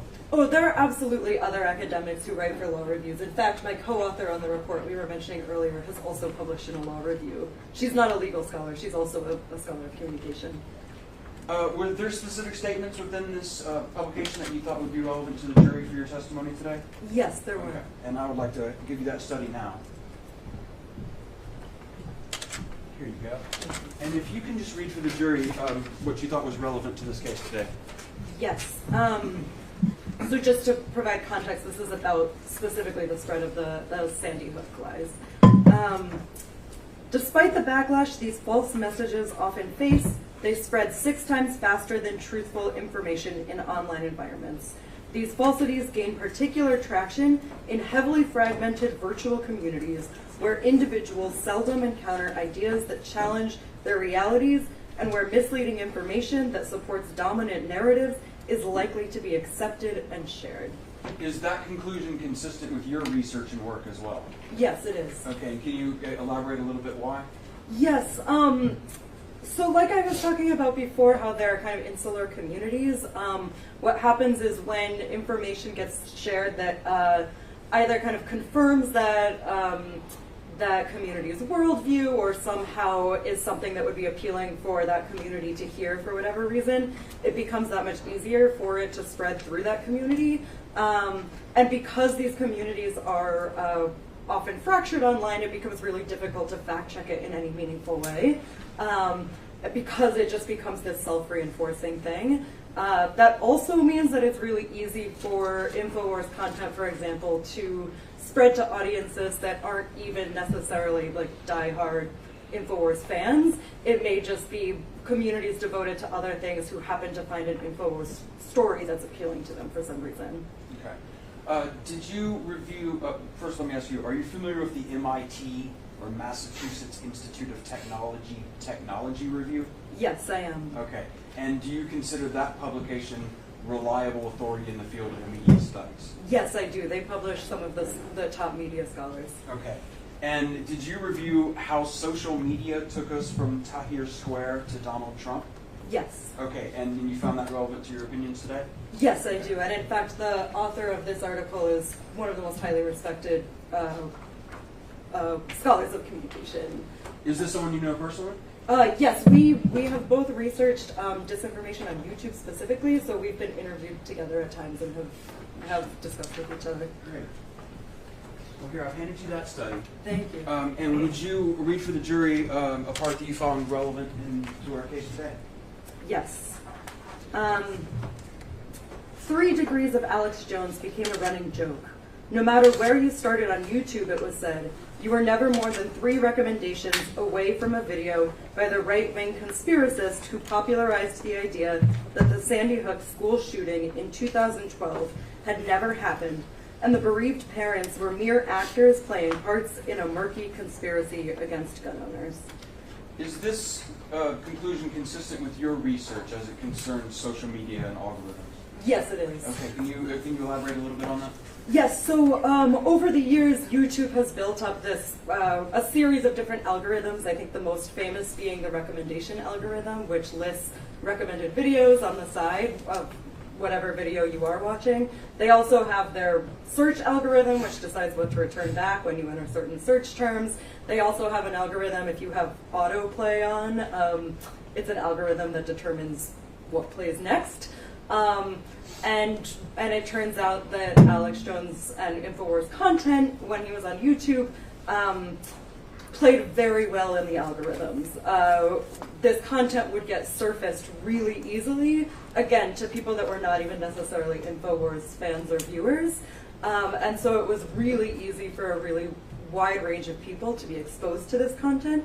And on top of that, I think I can't speak to Mr. Jones' strategy specifically, but in general, it's common practice for people on these websites to develop what's known as SEO, search engine optimization strategies. So people very specifically will kind of work to get their content surfaced highly in those algorithms. Now, does InfoWars have a role in amplifying or giving a platform to small voices? Oh yes, absolutely. Okay. I want to talk about some individuals who we've heard about in this courtroom today, over this past week. Yes. And one is Jim Fetzer. Are you familiar with that name? Yes, I am. Okay. And outside of InfoWars, right, other than InfoWars, did Mr. Fetzer ever have any substantial presence on the internet? Oh, absolutely not. Okay. Did Mr. Fetzer have his own blog? Yes, I believe he did. And any one of us could make a blog. Yes. But did he have the sort of multi-million person reach that a media company like Mr. Jones would have? No, in fact, almost barely anyone does. It's a really rarefied group of people that have the level of audience that Mr. Jones does. Okay, and I want to ask you about Jim Tracy. Do you know who he is? Yes. Okay. Are you familiar? Can you tell us how Mr. Tracy's ideas about crisis actors got spread through the country? How did that happen? I believe he also appeared on InfoWars. Okay. And do you know if Mr. Tracy, do you know if he was fired from FSU, the Florida State University? I believe it was Florida Atlantic University, but yes. Yes, he was fired. So, well, let me ask you, we had heard an earlier question about a tenured professor. You remember hearing about the word tenured? Yes. Can you tell the jury what tenured means? Oh, okay. Academia is odd. Tenure is a form of job security that comes after many years of when you're first hired as a professor. Generally, you're hired either on the tenure track or not. Being on the tenure track means that eventually, if you kind of prove yourself in the job, you will receive tenure, which means essentially that you have pretty significant job security. Okay. But as to your knowledge sitting here today through your work in this case, Mr. Tracy no longer teaches students. No, that's correct. I believe that he was tenured at Florida Atlantic University, but was fired for failing to disclose the work he did outside of academia. Okay. The next person I want to ask you about is somebody who I believe was called Sophia Smallstorm? Is that right? Was this somebody you were familiar with coming into this case? Only insofar as I went back and looked at her and realized that she had done some work with Jim Fetzer. Oh, okay. Yeah. Do you have any indication from your work and research that Miss Smallstorm had any sort of substantial audience? Absolutely not. I looked into it and confirmed that she had little to no reach online. Okay, and in terms of your career over the past 10 years or so of looking at this sort of stuff, had you ever encountered, in your research, devoted any research time to Sophia Smallstorm? No. Okay. The last person I want to ask you about is Wolfgang Halbig. You know who that is, right? Yes. Okay. Outside of InfoWars, did Wolfgang Halbig have any real platform of substance to get his message out? No, absolutely not. And in fact, I believe the witness from earlier this week mentioned that Mr. Jones, loved to help the little guy, I believe is how she put it. That Wolfgang Halbig had no national reach. He didn't even have regional reach. He had little to no reach. And it was InfoWars that gave him that platform. I mean, any of us can post pretty much anything we want online in some capacity. You can find a way to post things. But what almost no one has is a sizable audience, and virtually no one has the level of audience that Mr. Jones does. So just posting something online is really not even able to be compared to posting it to an audience of millions or billions. Okay. And then I think did you happen to be in the courtroom where we had a email from InfoWars about them distributing or helping to promote Jim Fetzer's book? Yes. Do you recall in that email the mention of another person who was willing to do that for Mr. Fetzer named Jeff Rentz? Yes, I believe so. Okay. And then did you recall the email from Mr. Watson warning the company? Yes. Was Mr. Rentz discussed in that email? Oh, now I'm going to forget. Let's show it to you. I don't want you to speak from something like that. Let me put it in front of you. There's a lot to, I don't know what you're doing right. Here's plaintiff 73. Thank you very much. Okay. Can you read that for me really quick and to yourself and confirm for us whether Jeff Rentz is discussed in that email? Yes. Should I read it out loud? No. Okay. Yes. Okay. How does InfoWars editor Paul Watson characterize Mr. Rentz in that email? As one of the most batshit crazy people. Okay. Can you tell me what is Zero Hedge, this website we've been seeing in the shorter video? What is that? Yes, it's an anonymous blog that publishes people anonymously. Okay. So the contributors who contribute to that blog, nobody can verify who they are. Correct. If an InfoWars employee was posting on Zero Hedge as 0 point now or whatever, would you have any way to know? Sorry, could you say that again? Yeah, sure. Like I'm going to object to reading. Overruled. If an InfoWars employee Yes. was surreptitiously going by an anonymous pseudonym, 0 point now, and making themselves a contributor to that website, would you, through your work, have any way to be able to figure that out? No, there are times when people, leave traps behind where people can kind of, de-anonymize someone, but otherwise, no. Okay. And do you recall seeing when, at the time it was shared, or excuse me, at the time it was put on InfoWars, did you recall seeing how many times it had been shared? Yes, because it was so strikingly low. I remember it was 3 shares. Okay, and so at that point when it was put on InfoWars, had it had any significant exposure anywhere? No, I would categorize 3 shares as virtually no. Okay. No exposure.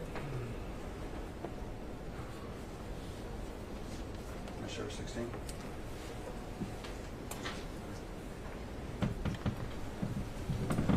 So I'm showing you plaintiff's exhibit 16. Do you recognize that? Yes, I do. Is that something you relied on in this case? Yes, it is. Okay. And that is, can you describe what this document is first? Yes, it's a Fairleigh Dickinson poll of Trump and Clinton supporters. Okay. I'm going to ask for additional foundation on this one for media studies. Okay. Sure. Are you familiar with Fairleigh Dickinson University and the public information polling that they conduct? Yes, I do. And just to clarify, my field is communication, not media studies. They're similar, but communication is squarely within the realm of people in my field do polling. Okay. Do you know how, in terms of prestige, how the Fairleigh Dickinson University poll that has been being conducted is viewed? Yes, it's one of the most prestigious polling firms in the country. And you know this specific poll, which tests public impressions, right? Yes. Do you know how long that poll's been going on? I believe around 20 years. Okay. Yeah. And do others in the field of media and communication, is it regular or typical for them to rely on this poll? Absolutely. Okay. And this poll, is it something that attempts in each of its yearly iterations to survey the American people on their attitudes about things they see in media? Yes. Okay. Was this something that you relied on for your opinions in this case? It was. Okay, at this time, we go ahead and move to admit Plaintiff's Exhibit 16. Any objection? Yes, Your Honor. It's, if he wants to use it as a learned treatise and have a read from it, that's something. But it's hearsay, and the author's not here. All right, so here's, a poll is interesting. Your Honor, I think I can make this easier by saying I will not admit it, Okay. but it is the hearsay that an expert of her type would typically rely on, so I'm going to ask her about it, but not admit it. All right. Ms. Lewis, so you reviewed and relied on this poll and coming to your conclusions in this case. Is that right? Yes, I did. Okay. Can you, first of all, can you explain why this polling is relevant to this case? What are the findings here that you thought were relevant to your conclusions?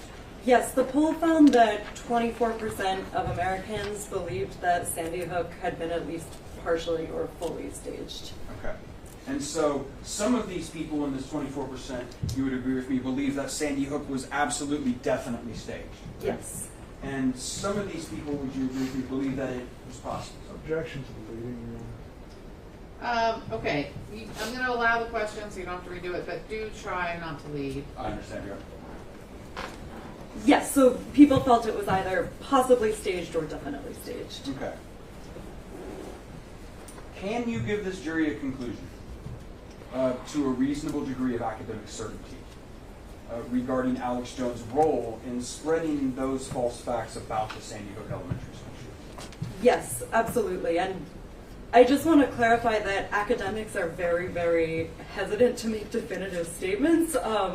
It's very rare to be able to say this clearly, that we can track back the source of an idea so clearly to an individual source. And in this case, I can say with a great deal of confidence that the 24% is directly due to the influence and amplification provided by Alex Jones and InfoWars. Okay. If that 24%, in other words, what I'm wondering is, can you say in that group of people, can you say whether, and just to the extent of more likely than not, Yes. right? Not that's what I'm asking you.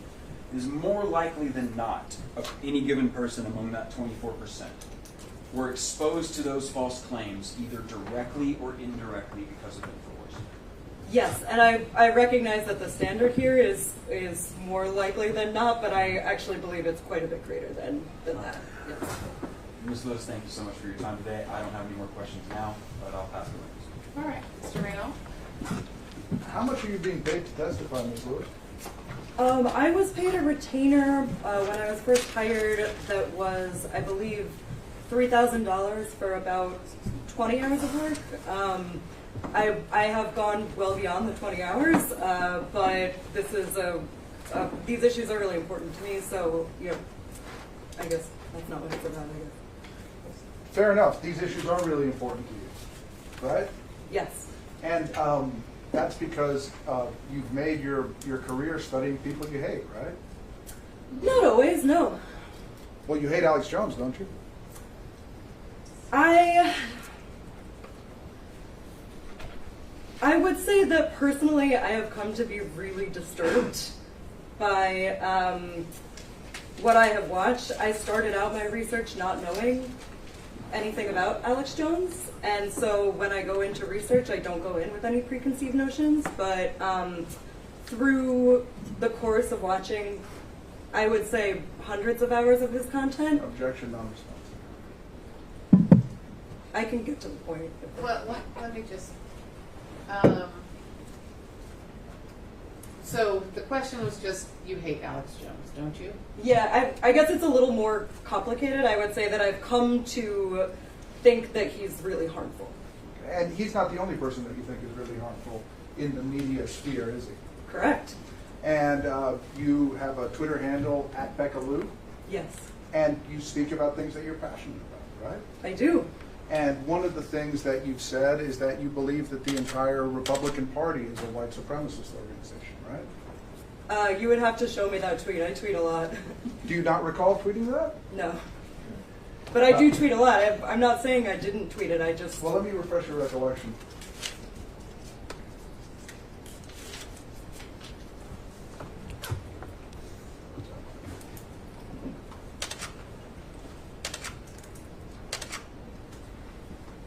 Oh yeah. To be honest, this seems like something I could have tweeted. I can't confirm that I did because I don't remember, and I haven't seen this earlier in the trial, so I can't confirm it hasn't been tampered with. It seems like something I reasonably may have tweeted. I'm not sure. And if you tweeted it, it's because you really felt that way, right? Yes. And you say the Republican Party has been a white supremacist party since the 1960s. That's Or, not I'm in sorry. evidence. Would it be You fair? know you can't read things that aren't in evidence out loud to the jury, and she just said she can't confirm that it hasn't been altered in any way. So the jury is instructed to strike everything Mr. Rinal said after the witness's answer. Try again. Would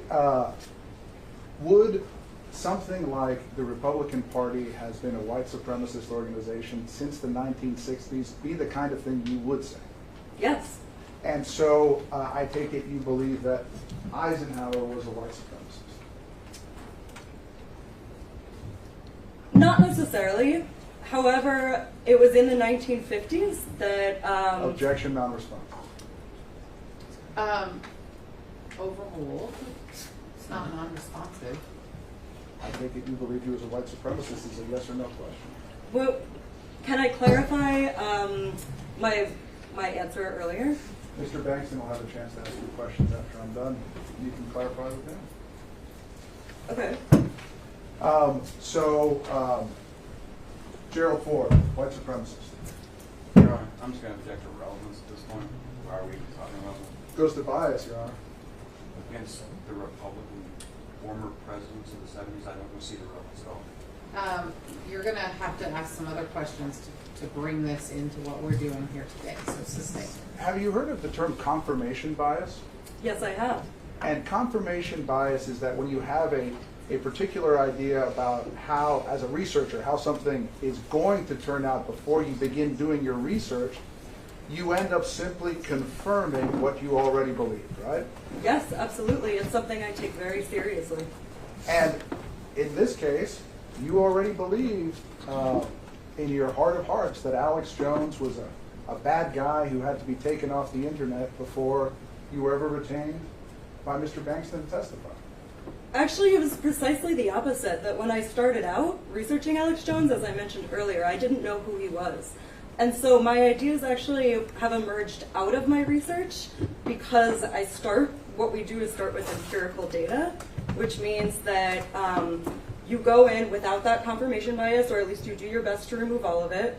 You look only at the facts that have been presented to you. So in this case, what I would do is simply look at the content that Alex Jones provides, or the way that it is disseminated, any number of different aspects of it. And from there, you reach an assessment, you make an argument as an academic, or so on. And anything that I've researched or written about Alex Jones in an academic context has been through peer review. Twitter is where, if the court will excuse my language, where people go to shitpost. So just so we can clarify, these articles and this view that you came to have, those were all written before you were ever hired by Mr. Bankston to testify in this case, weren't they? I can't confirm the tweets.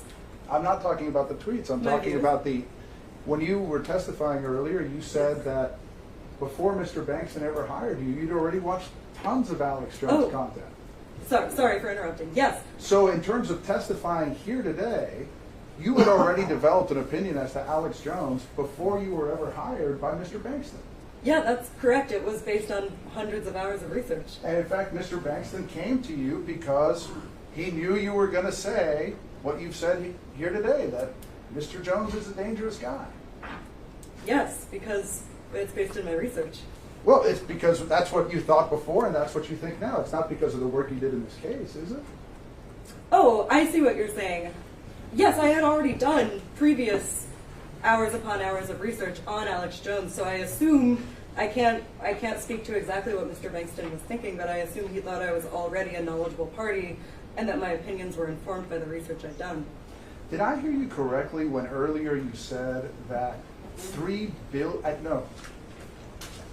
that at least 3 billion individual different people had viewed Alex Jones' website, and you think that there are many more who've seen it too?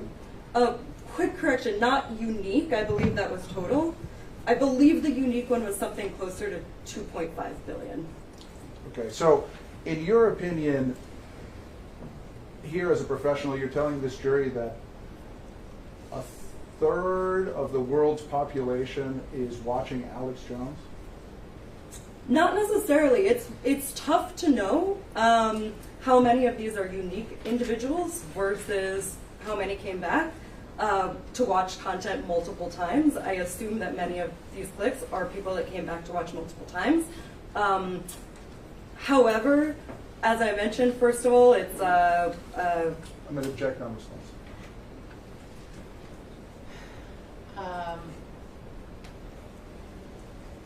Well, I'm not going to strike anything she said, but I'll let you ask another question. Now, Alex Jones isn't the only media figure that has come in for your vitriol, isn't that true? I'm not sure what you mean. Well, sorry? I mean, I don't know what the relevance is, so. Well, I'll ask another question. Okay. It's fair to say that you believe that independent media like Alex Jones, Joe Rogan, Ben Shapiro are a significant menace to the United States, right? I would need more specifics to simply confirm that statement. Well, I'm just asking you. So I'm saying I can't answer based only on that. Well, Stefan Molyneux, do you know who that is? Oh, yes. And you've been very, very critical of Mr. Rogan for hosting him, right? Yes, that I can answer specifically. And because you think that Mr. Rogan is promoting white supremacist views. Yes, he is when he has Stefan Molyneux on. Stefan Molyneux is a known white supremacist who is one of the biggest forces, or was one of the biggest forces on YouTube in radicalizing young people. And same thing about Ben Shapiro, right? You think that he's also promoting white supremacist views? That's not specifically what I argue. I argue Islamophobic, I'm sorry. Yes. And that in some way Mr. Shapiro is responsible for, is it the Quebec attack or the Buffalo attack? I don't believe I ever argue that. Your Honor, I'm just not seeing the relevance to this whole line of questioning to anything in this trial. Sustained.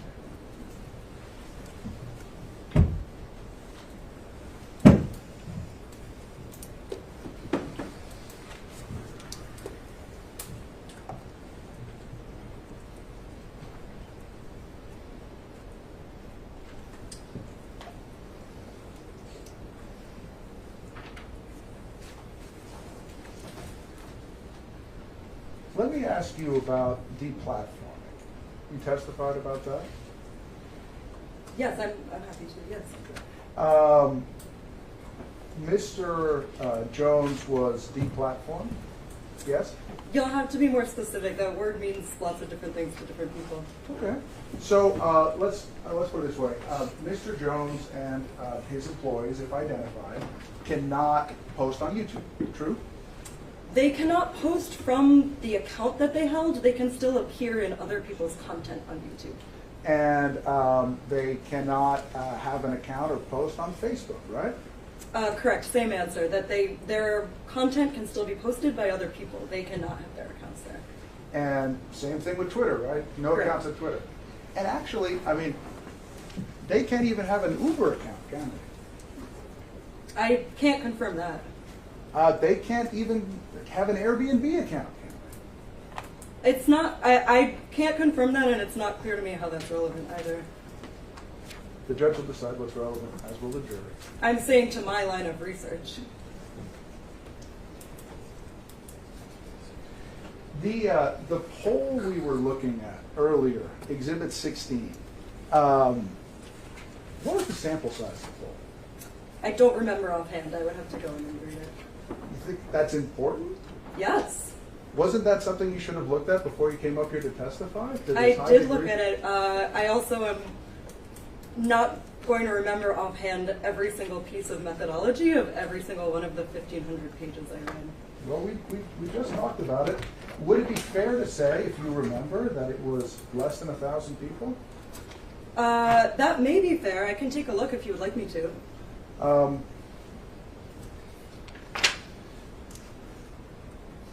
Have you ever, in forming your opinion about this poll, did you ever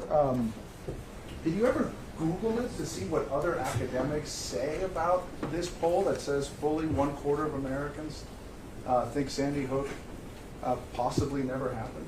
Yes, I believe I did at some point. And did you see a very prominent article by The Atlantic saying that it was junky? Yes, this sounds familiar. I couldn't tell you about specifics.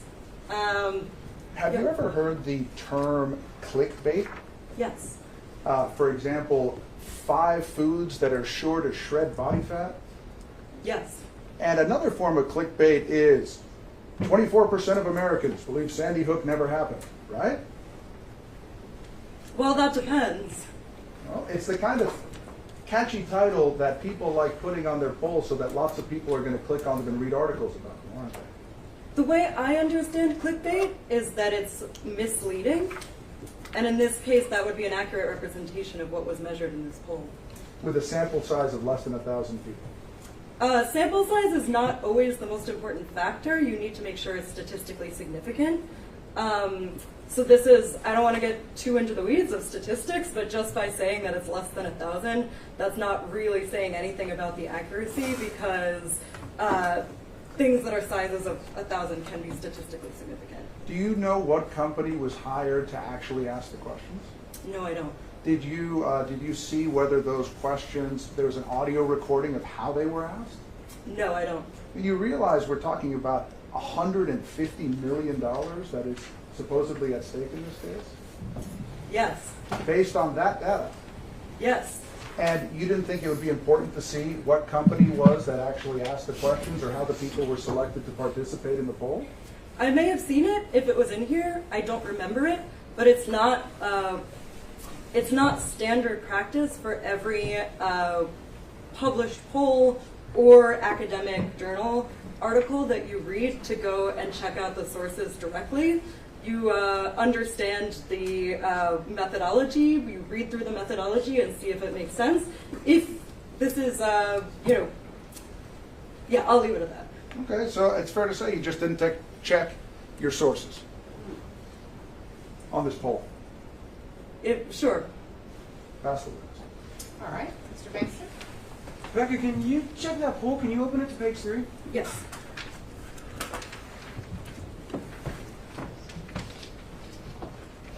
Do the statisticians who provided this poll provide a margin of error? Let's see.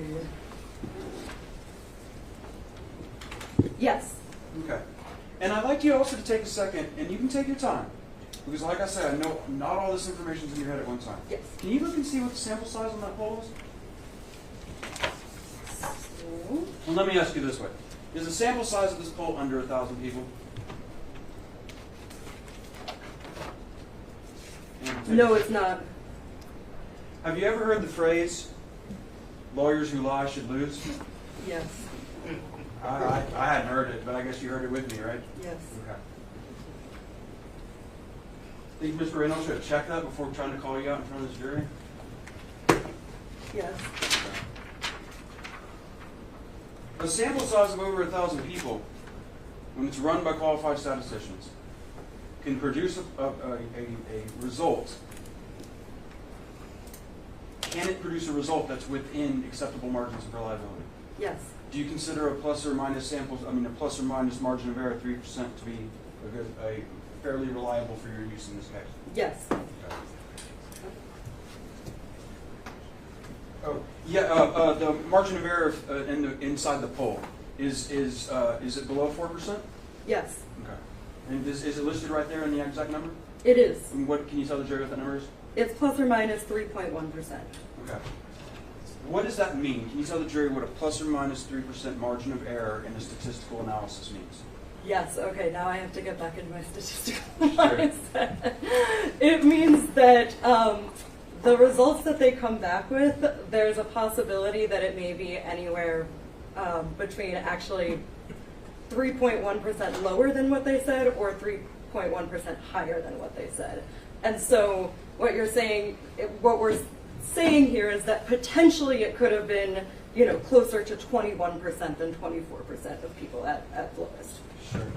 Let's talk really quick about the 2.5 billion page views. Yes. And you were talking about how that could be people who revisit the website. Yes. In fact, almost certainly is some revisitation, correct? Yes. Is there any, from the data that InfoWars has provided in this case, is there any reliable way to ascertain the exact number of individual human beings who access the website? No, there's not. Okay. Does the identifying digital data of a person, can it change over time? Yes. Again, if we're thinking about these anonymity online, there are a lot of ways for people to disguise or kind of, you know, seem like different numbers of people than they actually are. Okay. And are you aware or have you reviewed any conclusions from any experts in this litigation from the defense who are going to say your opinions are wrong? No, I'm not aware. Are you aware that any such expert exists or will come to this courtroom? No. Okay. Ms. Lewis, have you ever testified before? No. I think you might be doing it more. That's all I have for you, Ms. Lewis. Ms. Lewis, why don't you tell us, since we're getting into this, exactly how many people were interviewed? It was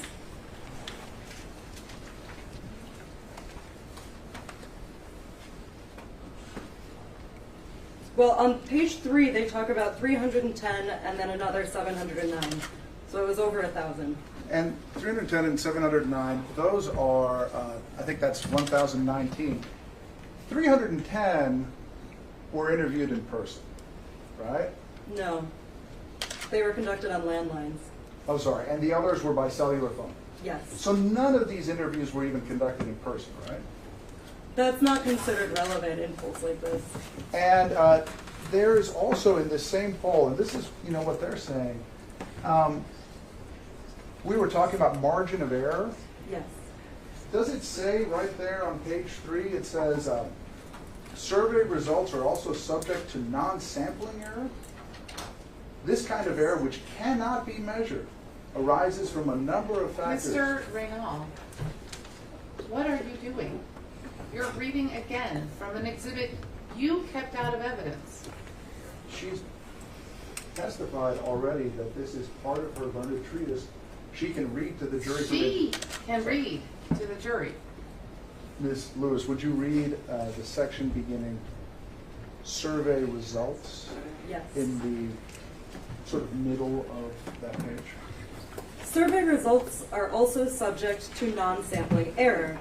This kind of error, which cannot be measured, arises from a number of factors, including, but not limited to, non-response, eligible individuals refusing to be interviewed, question wording, the order in which questions are asked, and variations among interviewers. So let's focus in on that part that says non-response. Yes. That means that they could have called somebody within that number of 1,019 people, and the person just said, I don't want to answer that question. Yes, that's common. And so if a bunch of people did that, then you'd have a sample size that was smaller and that could skew the data. Is that fair? I wouldn't put it in those terms, no. Okay. And the wording of the question is also a significant factor to take into account, right? Yes. And the order in which the questions are asked, another one that can skew the results. Yes. And variations among interviewers in the way that they deliver the question can skew the results. Yes, as with all social science, yes.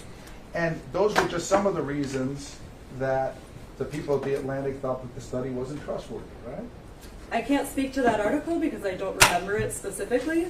What I will say is all of these potentials are extremely standard. They're known in a widespread way. They're in no way unique to this particular poll. These are issues that exist in all polling.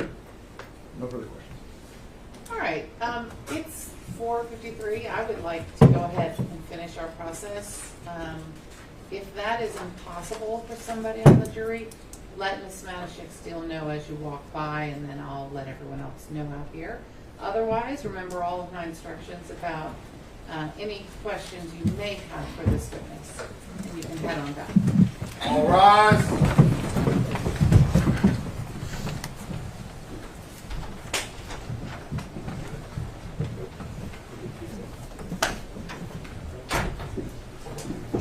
And Ms. Lewis, you'll have to wait in. Oh, Sounds good. Should I do that right now? yeah, I think so. Okay. Thank you. Yes, thank you. And if you'll just shut the door behind you when you walk through. Thank you. All right, you may be seated. I hope that's okay with everyone. And I was going to ask A you little just bit. so Ms. Lewis wouldn't have to stay the weekend. Yes. They always give me a look when this doesn't need to be on the record, when I told them to shut the door, but then the one time I didn't, they left the door wide open. So I think people, I know I sound like a broken record. I'm going to go ahead and do time now. So let me just do some math, and then I'll let everybody know.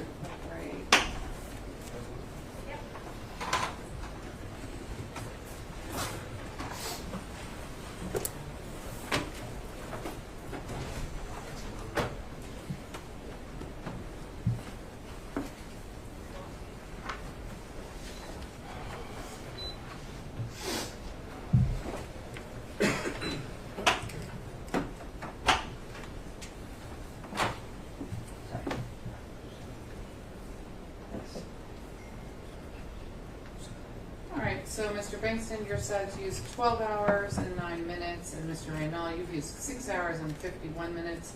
The jury total has used 3, jury and other non-stuff, 3 hours and 45 minutes through today. I'm not counting, I'm not counting what we're doing right now because we're over. Judge, I think you said yesterday that you think ours is going to be around 25 hours. Is that? Yeah, I mean, we used up a lot of time with the jury today, so I just want to 44 minus 3 hours and 45 minutes is 41 hours and 25 and 15 minutes. 24. So you have approximately 60% of that. Take your word for it. I know. We're fine. The old joke is lawyers went to law school because they can't do math. And then here I am. But I do have these 2 things. I have 2 chess clocks, one for each side and then one for the other stuff. And then sometimes I've had a third. Anyway, that's I love these things. That's great. But yeah, as far as time, we're looking great, Robert. Okay, good. While we're here, and so before we leave, who are our witnesses going to be tomorrow?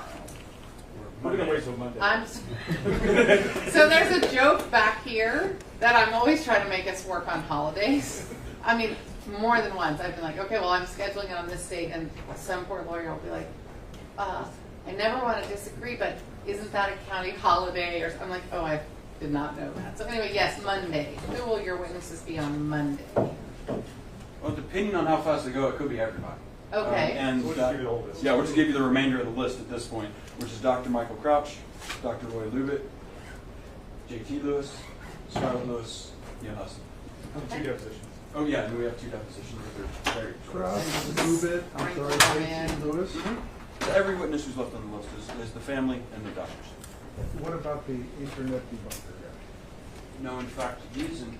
He wouldn't be called on the day. When she asked me who we might call. Okay, no, I just. Yeah, he's not on there. I was hoping for Miss Kelly, no? I can bring her if you really want her to. I'm not sure you want that. That was supposed to be humorous, but you know, That was a joke. whatever. We Mine all was know too. that was a joke, and it's not on the record. We're not on the record. That was just a joke. Your Honor, we may want to go on the record. Right this minute? I just received an email that I think I should bring to the court's attention. We did too. It's not, don't worry. It's not a big deal. Everything's still good. I'm not worried that there's like I'm worried it's something else. So, So on the record. I've just been informed by the bankruptcy lawyers that Free Speech Systems filed for bankruptcy this afternoon. They have assured me that despite the bankruptcy filing, there will be no interference with the progress of our trial.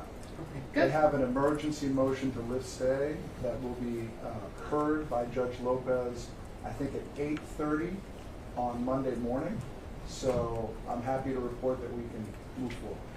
Good. Well, I also thank you. Anything else on the record about that? Nothing from us. Okay, we can go off the record again. I thought about that in advance, and I'm not going to say I did a lot of research, but I did think about it and how the competing needs would go, and I had already decided that were that to happen, we would proceed and finish the trial. I've been told that it is absolutely the desire of the company to finish the trial, to put this part of this odyssey behind us so that we have some numbers and hopefully be able to work forward from there through the bankruptcy process. Well, my idea. All right. Well, I think I'll just bring them out, unless you guys are. Sometimes people really want me to leave, but rarely. I don't want to keep them waiting any longer. I was going to take a break, but yeah. Okay. Just makes it's too many years. It can make people nervous to have the judge sitting around for too long. What?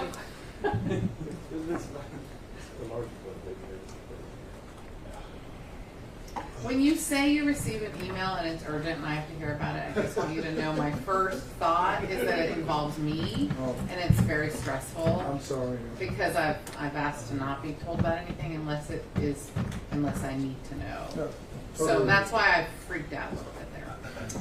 Case-related stuff does not elicit that same thing.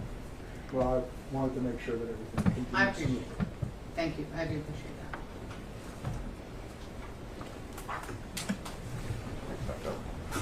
Do we have any questions? I'm going to run to the right. Okay, that's fine. I won't say anything